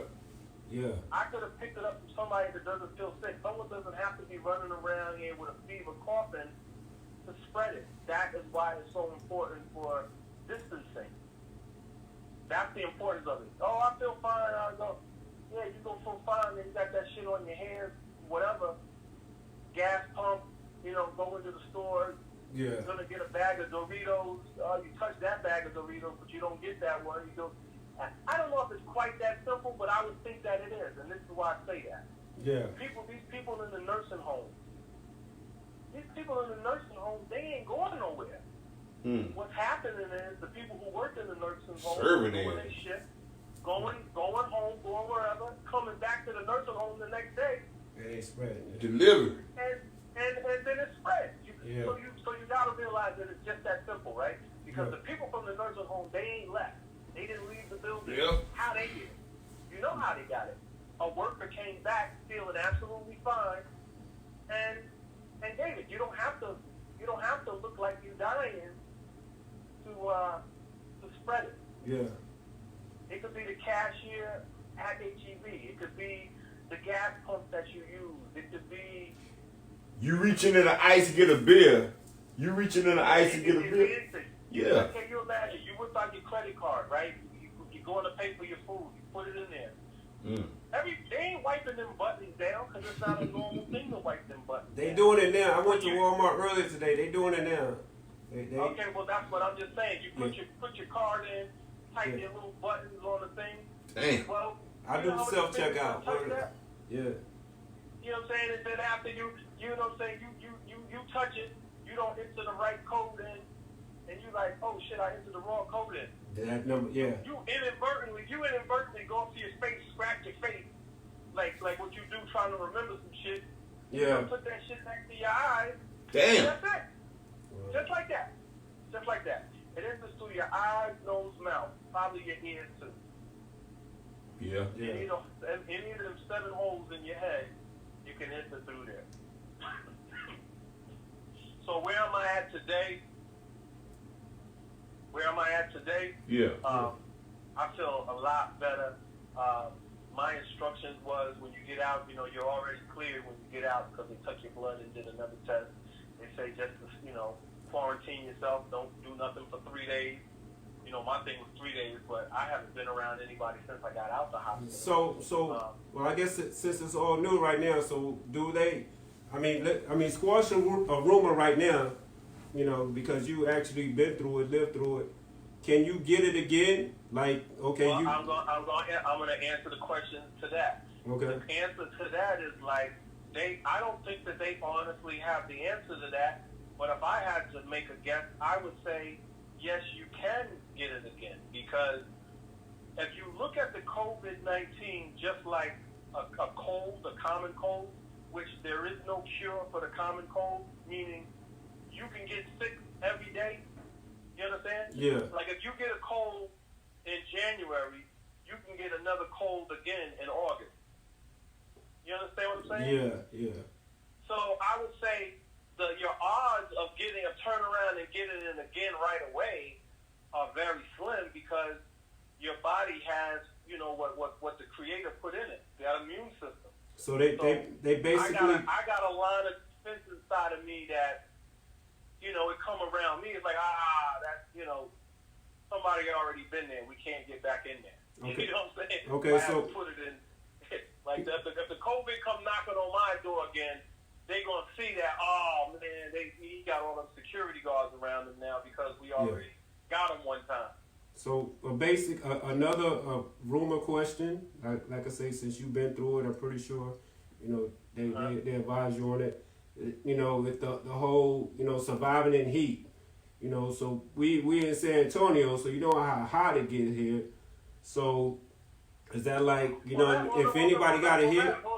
Right, well, that's not nothing new. There is getting sick is two kind of things. There's viral and there's bacterial. And you can have a combination of both. And both of them are not treated the same. Like, a virus, you don't treat a virus like you treat a bacterial disease. No, what I'm saying is the whole, it can't survive in heat. So it's like just rumor wise standpoint, since it gets so hot in here, it's like after the summertime, people will automatically think, okay, since it's been so hot that it's dead, coronavirus is dead here in Texas, San Antonio, it ain't coming back here. So is it like a wave pattern that, is going to go somewhere to the cold, and come back? I'm gonna say this because I don't necessarily have the answer to that either. Okay. But again, I'm gonna put the COVID-19 in the same boat as what the common cold is in. Okay. People don't normally catch a common cold in June, July, during the hot times. When do people normally catch a cold? That cold and flu season. November through, late February, March, the COVID time. Yeah, flu shot time. I would imagine that this COVID, like the flu, like any of these viruses that are out there, flu, strep throat, if you don't look at the COVID as like something that's super mysterious, they just don't got nothing to combat it yet. But look at it just like the flu. Look at it just like strep throat. Look at it just like the common cold. Yeah. One day, you're going to be able to go into the store. This is what I believe. You're going to be able to go into the store, and like you go into the store and buy Robitussin. Yeah. On the thing, it's going to say, oh, if you're feeling this, and oh, if you're feeling like you got COVID-19, get this. It ain't going to necessarily cure it, but it's going to calm the symptoms and let it go away. Yeah. What tells me that is the reason why some immune systems, because my immune system is what beat COVID-19 with God's help. You feel me? Word. Now, my immune system being whatever it is, you know what I'm saying, but everybody's immune system is not the same. Everything, it's not, nobody's affected the same. And if you can understand that, just as simple as drinking alcohol. Now touch on that also. Touch on that real quick with the your immune system, because a lot of people are like, you got to eat like vegetables and cut all that meat and stuff out and eat good. Well, not eat good, but what has your diet been like? What have you been consuming that Well, again, I'm no doctor, but I'm gonna say what I think is logic. I'm saying what's been working for you. Nothing that I could say that I've been doing is working. It's more what I haven't been doing is what's working. Well, touch on that, because what you're saying right now, you're giving us more information than what everybody's been getting on the news, because you actually been there, done that. So just so people can follow your example, just as far as either getting better or getting through it. Okay. Well, here's what I'm going to say about the immune system, and you don't have to quote me on everything, but for the most part, providing that nothing went wrong when you're born, everybody is born with an immune system, and everybody's is not the same. If you had parents that were diabetic and stuff like that, you could be born with an immune system that is already compromised from day one. Yeah. A prime example of that is sickle cell. Someone who's born with sickle cell, they have a compromised mind's immune system. They don't get the same amount of oxygen. Their cells are shaped different. So things that affect a normal immune system is going to affect them different. So that's where something like COVID-19 comes into effect. Then you have the age factor. Somebody who's been on the planet for 25 years, or look, I'll take my age, 48. My immune system has only been through 48 years of whatever. Somebody who's been on the planet and they're 78, well, their immune system been at work for 78 years. You understand me? They still could have a good immune system, but it's not a younger immune system. It's been through more. It's had more of this, had more of that. You're only going to assume that because of age. You understand me? Yeah, I feel you, but what I'm saying is, I guess, since you've come through the other side, people are going to be asking, okay, well, what did he start eating? Or what did he stop eating? Or what did he start drinking? And I'm going to tell you, I haven't changed anything. I've never been a smoker. I don't suffer from diabetes. I don't suffer from asthma.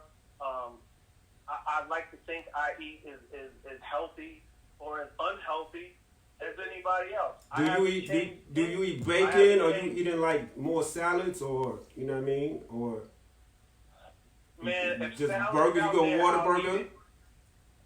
If salad is out there, I'll eat it. If I feel like going to the store to get Whataburger, but I ain't going nowhere to get nothing to eat now. I'm cooking my own food. That's what I mean. But I've been that person anyway. So as far as the diet, I would tell you that this what affects your immune system: stress. You understand me? Yeah. Stress. If food has a little bit to do with it, but stress has more to do with it. Managing your stress, managing things that are going on in your life, because if you got a lot on your mind, your immune system is more prone to be at a weaker stage. So, like if you're down about something and you cry, that is the moment that if something is trying to jump on you, that's the moment it's going to jump on you. You understand me? Yeah. Don't worry, be happy. Yeah, things are going to jump on you when you're in a sad state, when your mind is not right, when you're weak. When you're strong and feeling good and managing your stress right, your immune system is up to par. That's just normal. I'm not saying that it jumped on me because of that. I don't know. Yeah. I felt fine at the time. I felt fine at the time until I didn't feel fine. Yeah. You know what I'm saying? I felt fine at the time until I didn't feel fine. And, well, I take vitamin C, but I've been taking that. Drink plenty of fluid. We all got an expiration date. Some people's going to come earlier than others. I don't know how some people live to be 100, but it can happen. Some people only live to be 50. It can happen. Some people only live to be 13. It can happen. Yeah. Some people not going to wake up tomorrow morning. It can happen. Right. But whatever it is, however long you live, I would imagine that you not having a lot of stress on you would qualify for having a good life. I said that because I answered a question today on Facebook about that. What is a good life? And I always thought that a long life doesn't necessarily constitute to a good life, and a short life doesn't necessarily constitute to a bad life. It's what you do with your life. Yeah. Well, DJ Dawreck, man, I ain't know who you are. All right, if you got anything else, if there's any other question that I can clear up, the things that I know that I definitely could share with, that I did share, was my personal experience that I went through, what it was like to be at home. I'm glad I had somebody here with me, because I thought the time that I was going to die was going to be at home. The hospital picked up where we picked up from at home, and it worked out. And all the people who hit me up on the phone, my mailbox was full, hit me up on the gram, hit me up on Facebook. Man, all of those prayers got answered. Word. Because I'm here. So they didn't fall on deaf ears. I appreciate it for sure. out there. Well, But we got to move forward. Right now, the world is in a crisis. You know what I'm saying? I mean, it's some shit going on right now. You know what I'm saying? I'm home chilling, but you know, I'd rather be at work. But yeah. ain't no DJing going on right now. Dog, when I sent you that text, told you that hip hop needs you, man, I really meant that. And more than anything, I think you need hip hop. So to see you a couple of days ago do your set for that hour that you did, man, that I felt good. You know, Yeah. that was like a proud moment, man, just to see you back in your element, in your zone, you doing you. You know what I mean? Yeah. I feel at the end of the day, my breathing is coming back around. It's not 100%.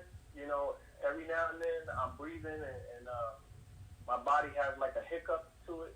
Yeah. It feels like it just jumps and tries to grab a bunch of air, like out of nowhere, like I'm behind in my breathing. So, but that's slowly but surely going away.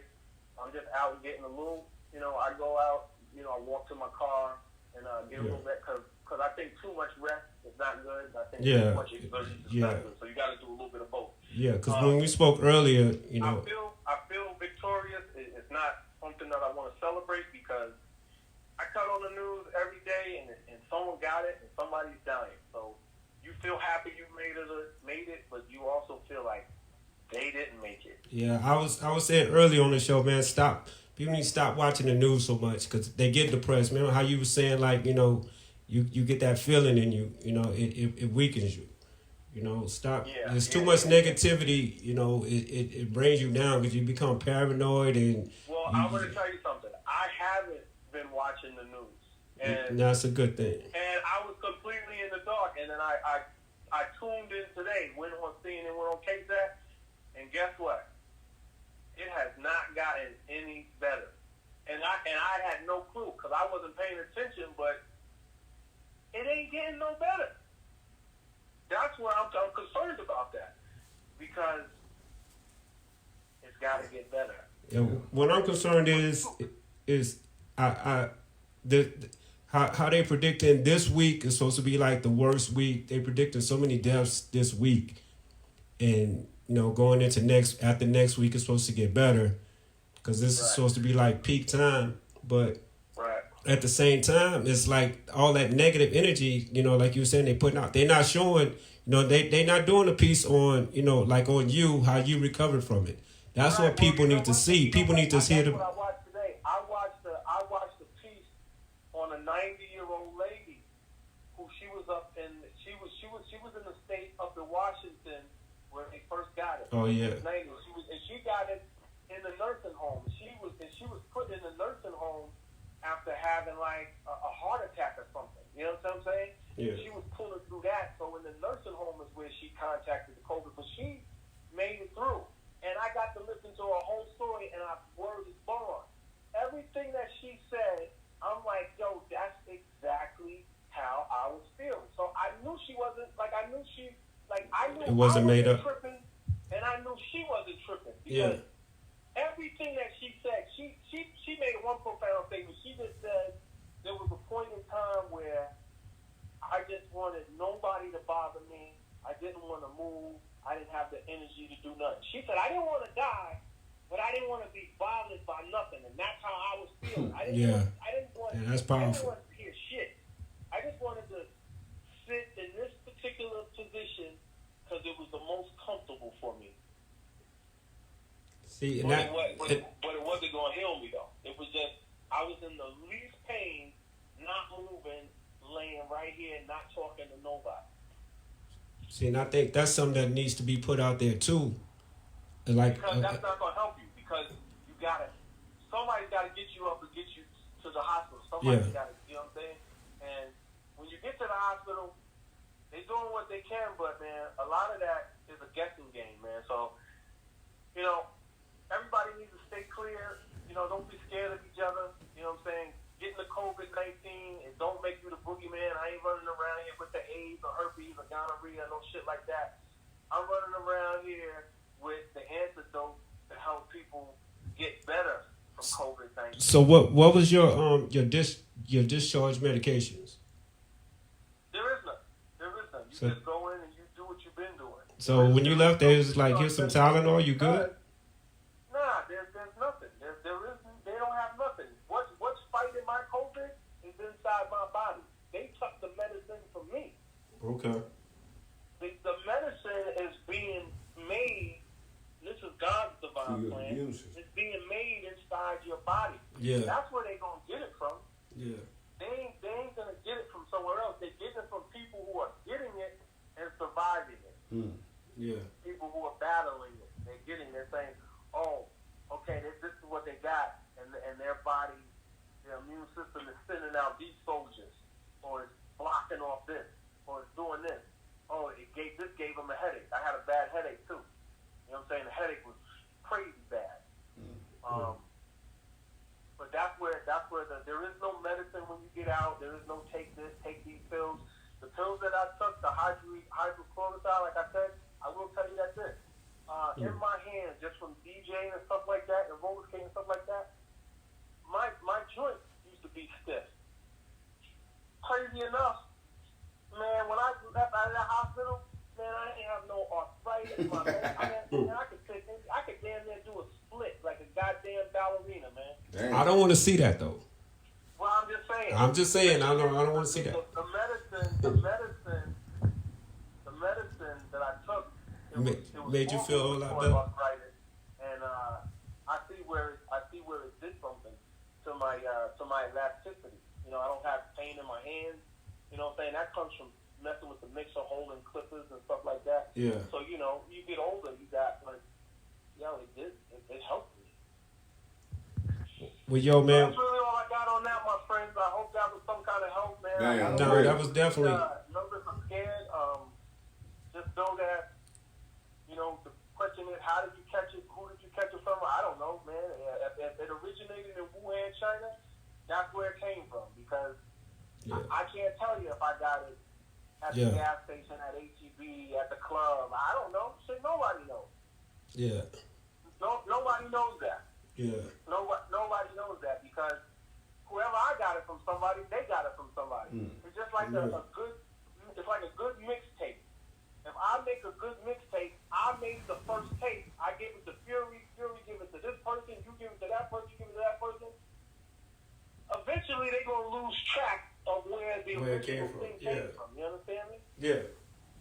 Well, that's what COVID is at this point.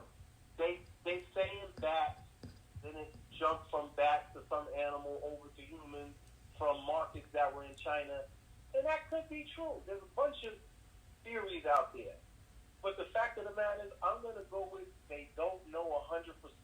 They may know 90%. Man, this world is full of all kind of war and evil. It could be that. I don't know.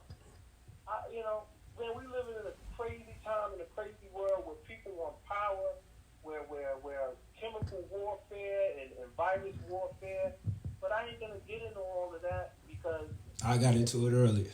We all got an expiration date. I don't know how it's gonna happen. Mine ain't come up yet. I was granted some more time, and I'm gonna take it. That's what's up. And then on that note, DJ Dawreck, give some personal info. Well, not personal info, some DJ info if you want people to get at you on your Facebook, Instagram, or whatever. Nah, man, I ain't really got no info, man. I'm gonna be where I be at, and I'll be where they at. But right now, we all need to just be at home if we can. Word. I'm talking about if people want to check you out on the DJ tip, some of your videos or something. You good? You good? My Facebook is what it is, man. It ain't no telling what can pop up there, man. You know what I'm saying? I've been looking at the house lately, man. Thinking about making a banana pudding and making that a tutorial. I don't know. Oh, that's what's up. Anything can pop up there. I may pop some music DJing. It's just one part of my life. It ain't my whole life, man. There's a whole lot of other things that I enjoy doing. Yeah. That people who really know me know that. But some people only know me. They only know me from DJing. So that's what I get. There's a whole lot more to you than that, bro. There's a whole lot more to you than that. So to everybody, you know what I'm saying? Yeah. To everybody. We're a stranger to all until you really sit down. Yeah. And see what somebody is. Not just all what you see. And Facebook has never been that. Instagram has never been that. That's a facade. You know, most of the things that I'm about, they don't really necessarily make it to that. They don't make it to social media all the time. Some things do, but not everything. So it's just, you know, it's what you want to put out there. You know, it's like a photo album, man. You ever look at a photo album, man? Ain't never nobody crying in the photo album. They always smiling. Yeah. It would make you think that life is people don't perfect. cry. Yeah, life is perfect. Yeah. But we know that ain't true. But so Facebook is the same way. It's all what you want people to know. But there's other things that go on that don't make it. Like crying photos don't make it to a photo album. So one last funny little goofy ass question just to ask you. If you hear somebody sneeze or see somebody sneeze, are you gonna say bless you or are you gonna look at them funny? Nah, you know what, man? We are in a weird place, man. We're in a place where I said that was supposed to be a goofy question, not a serious question. Let me tell you, I gotta eat, so I went to the store today. You know what I'm saying? And people just walking past each other, you know, they ain't talking to each other, and that's not my MO. You know, I'm good morning. I'm how you doing? Yeah. I said it to somebody, but they just kept moving. You know what I'm saying? So, nah, you know what I'm saying? I mean, you know, you are who you are, and I don't think that this is gonna change. If somebody falls, if somebody's not feeling good, you ask, and then that's the overall of the world. At least that's what's surrounding me. I know there's Human kindness, yeah. Human kindness. For the most part, man, I want to look at everybody like they still going to care. But we're a little shook right now. Yeah. We'll get past it. No doubt. On that note, my brother, love you, appreciate you, respect you, honor you. Glad that you came through on the other side. And to be able to see each other in person, meet again, my friend, stay healthy. You know what I mean? Yeah, I'll hit you up. You hit me up. You know what I mean? We'll be in touch. All right, I'll holler. Thanks for having me. All right, no doubt, man. Thank you. Peace. Peace. All right, y'all. And on that note, we'd like to end the night. We're on a good positive note, saying thank y'all for thank you. taking the time to listen to my man DJ Dawreck. Valuable information. Like, share, please tell a friend. Yeah. Like, share that. Yeah. Don't share all that else. Yeah, definitely share this. Definitely share this. You know, send it out to everybody. And yo, until next Monday, Tone Capone, any last words, final thoughts going out? Hey man, I just want to say DJ Dawreck, everything he said, I think it was vital, and I think we needed that. All the other stuff in the media we need, but I was actually tuned in to what he had to say because, man, he made my night, took away some of the fears, answered some unanswered questions, and just it was just information that was needed, confirmed by somebody who's actually went through the whole process. So, yeah, definitely glad he took the time to, even though he wasn't feeling good, to share the information with everybody. So, man, that's all we got tonight. We don't need no tip of the week. That was the tip. That was the tip of the week. That was the tip of the lifetime. That was the tip of the lifetime. Yeah. And that was the tip of the week, and that was the Black History moment because that's he gave everything tonight. He gave everything. So so everybody that stayed tuned in, man. I know it was a long show. Yeah, but it was a worthy show. I was kind of, man. I was just I didn't have nothing to say, man. I was just really tuned in to what he had to say because I was one of the people that was joking, and he brought something to the forefront like, hey, man, I didn't never took it for a joke because people died. Yeah, and that made me think. Retract the way I've been thinking. So yeah. Appreciate you, DJ Dawreck. Appreciate you, man. All right, y'all. Like, share, tell a friend. Again, like I told Dawreck, till we meet again. Love each other. Love yourself. Stay positive. Keep it moving. Man, I ain't even got nothing wild to say. He said everything he said. He said, man. Yo, he hit it on a high note. So on that note, peace, y'all. Till we get at y'all again on Monday. Well, we may drop a couple of some during the week, but until then, love, y'all. Love, peace, hair grease. All that bullshit. All right, y'all. Have a good week. What I say. Take care of yourself.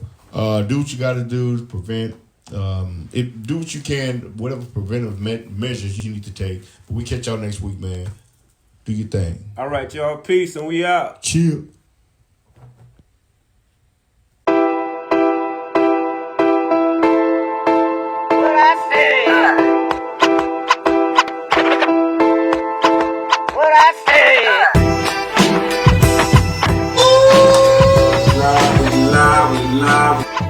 Because what we say is what we stand on.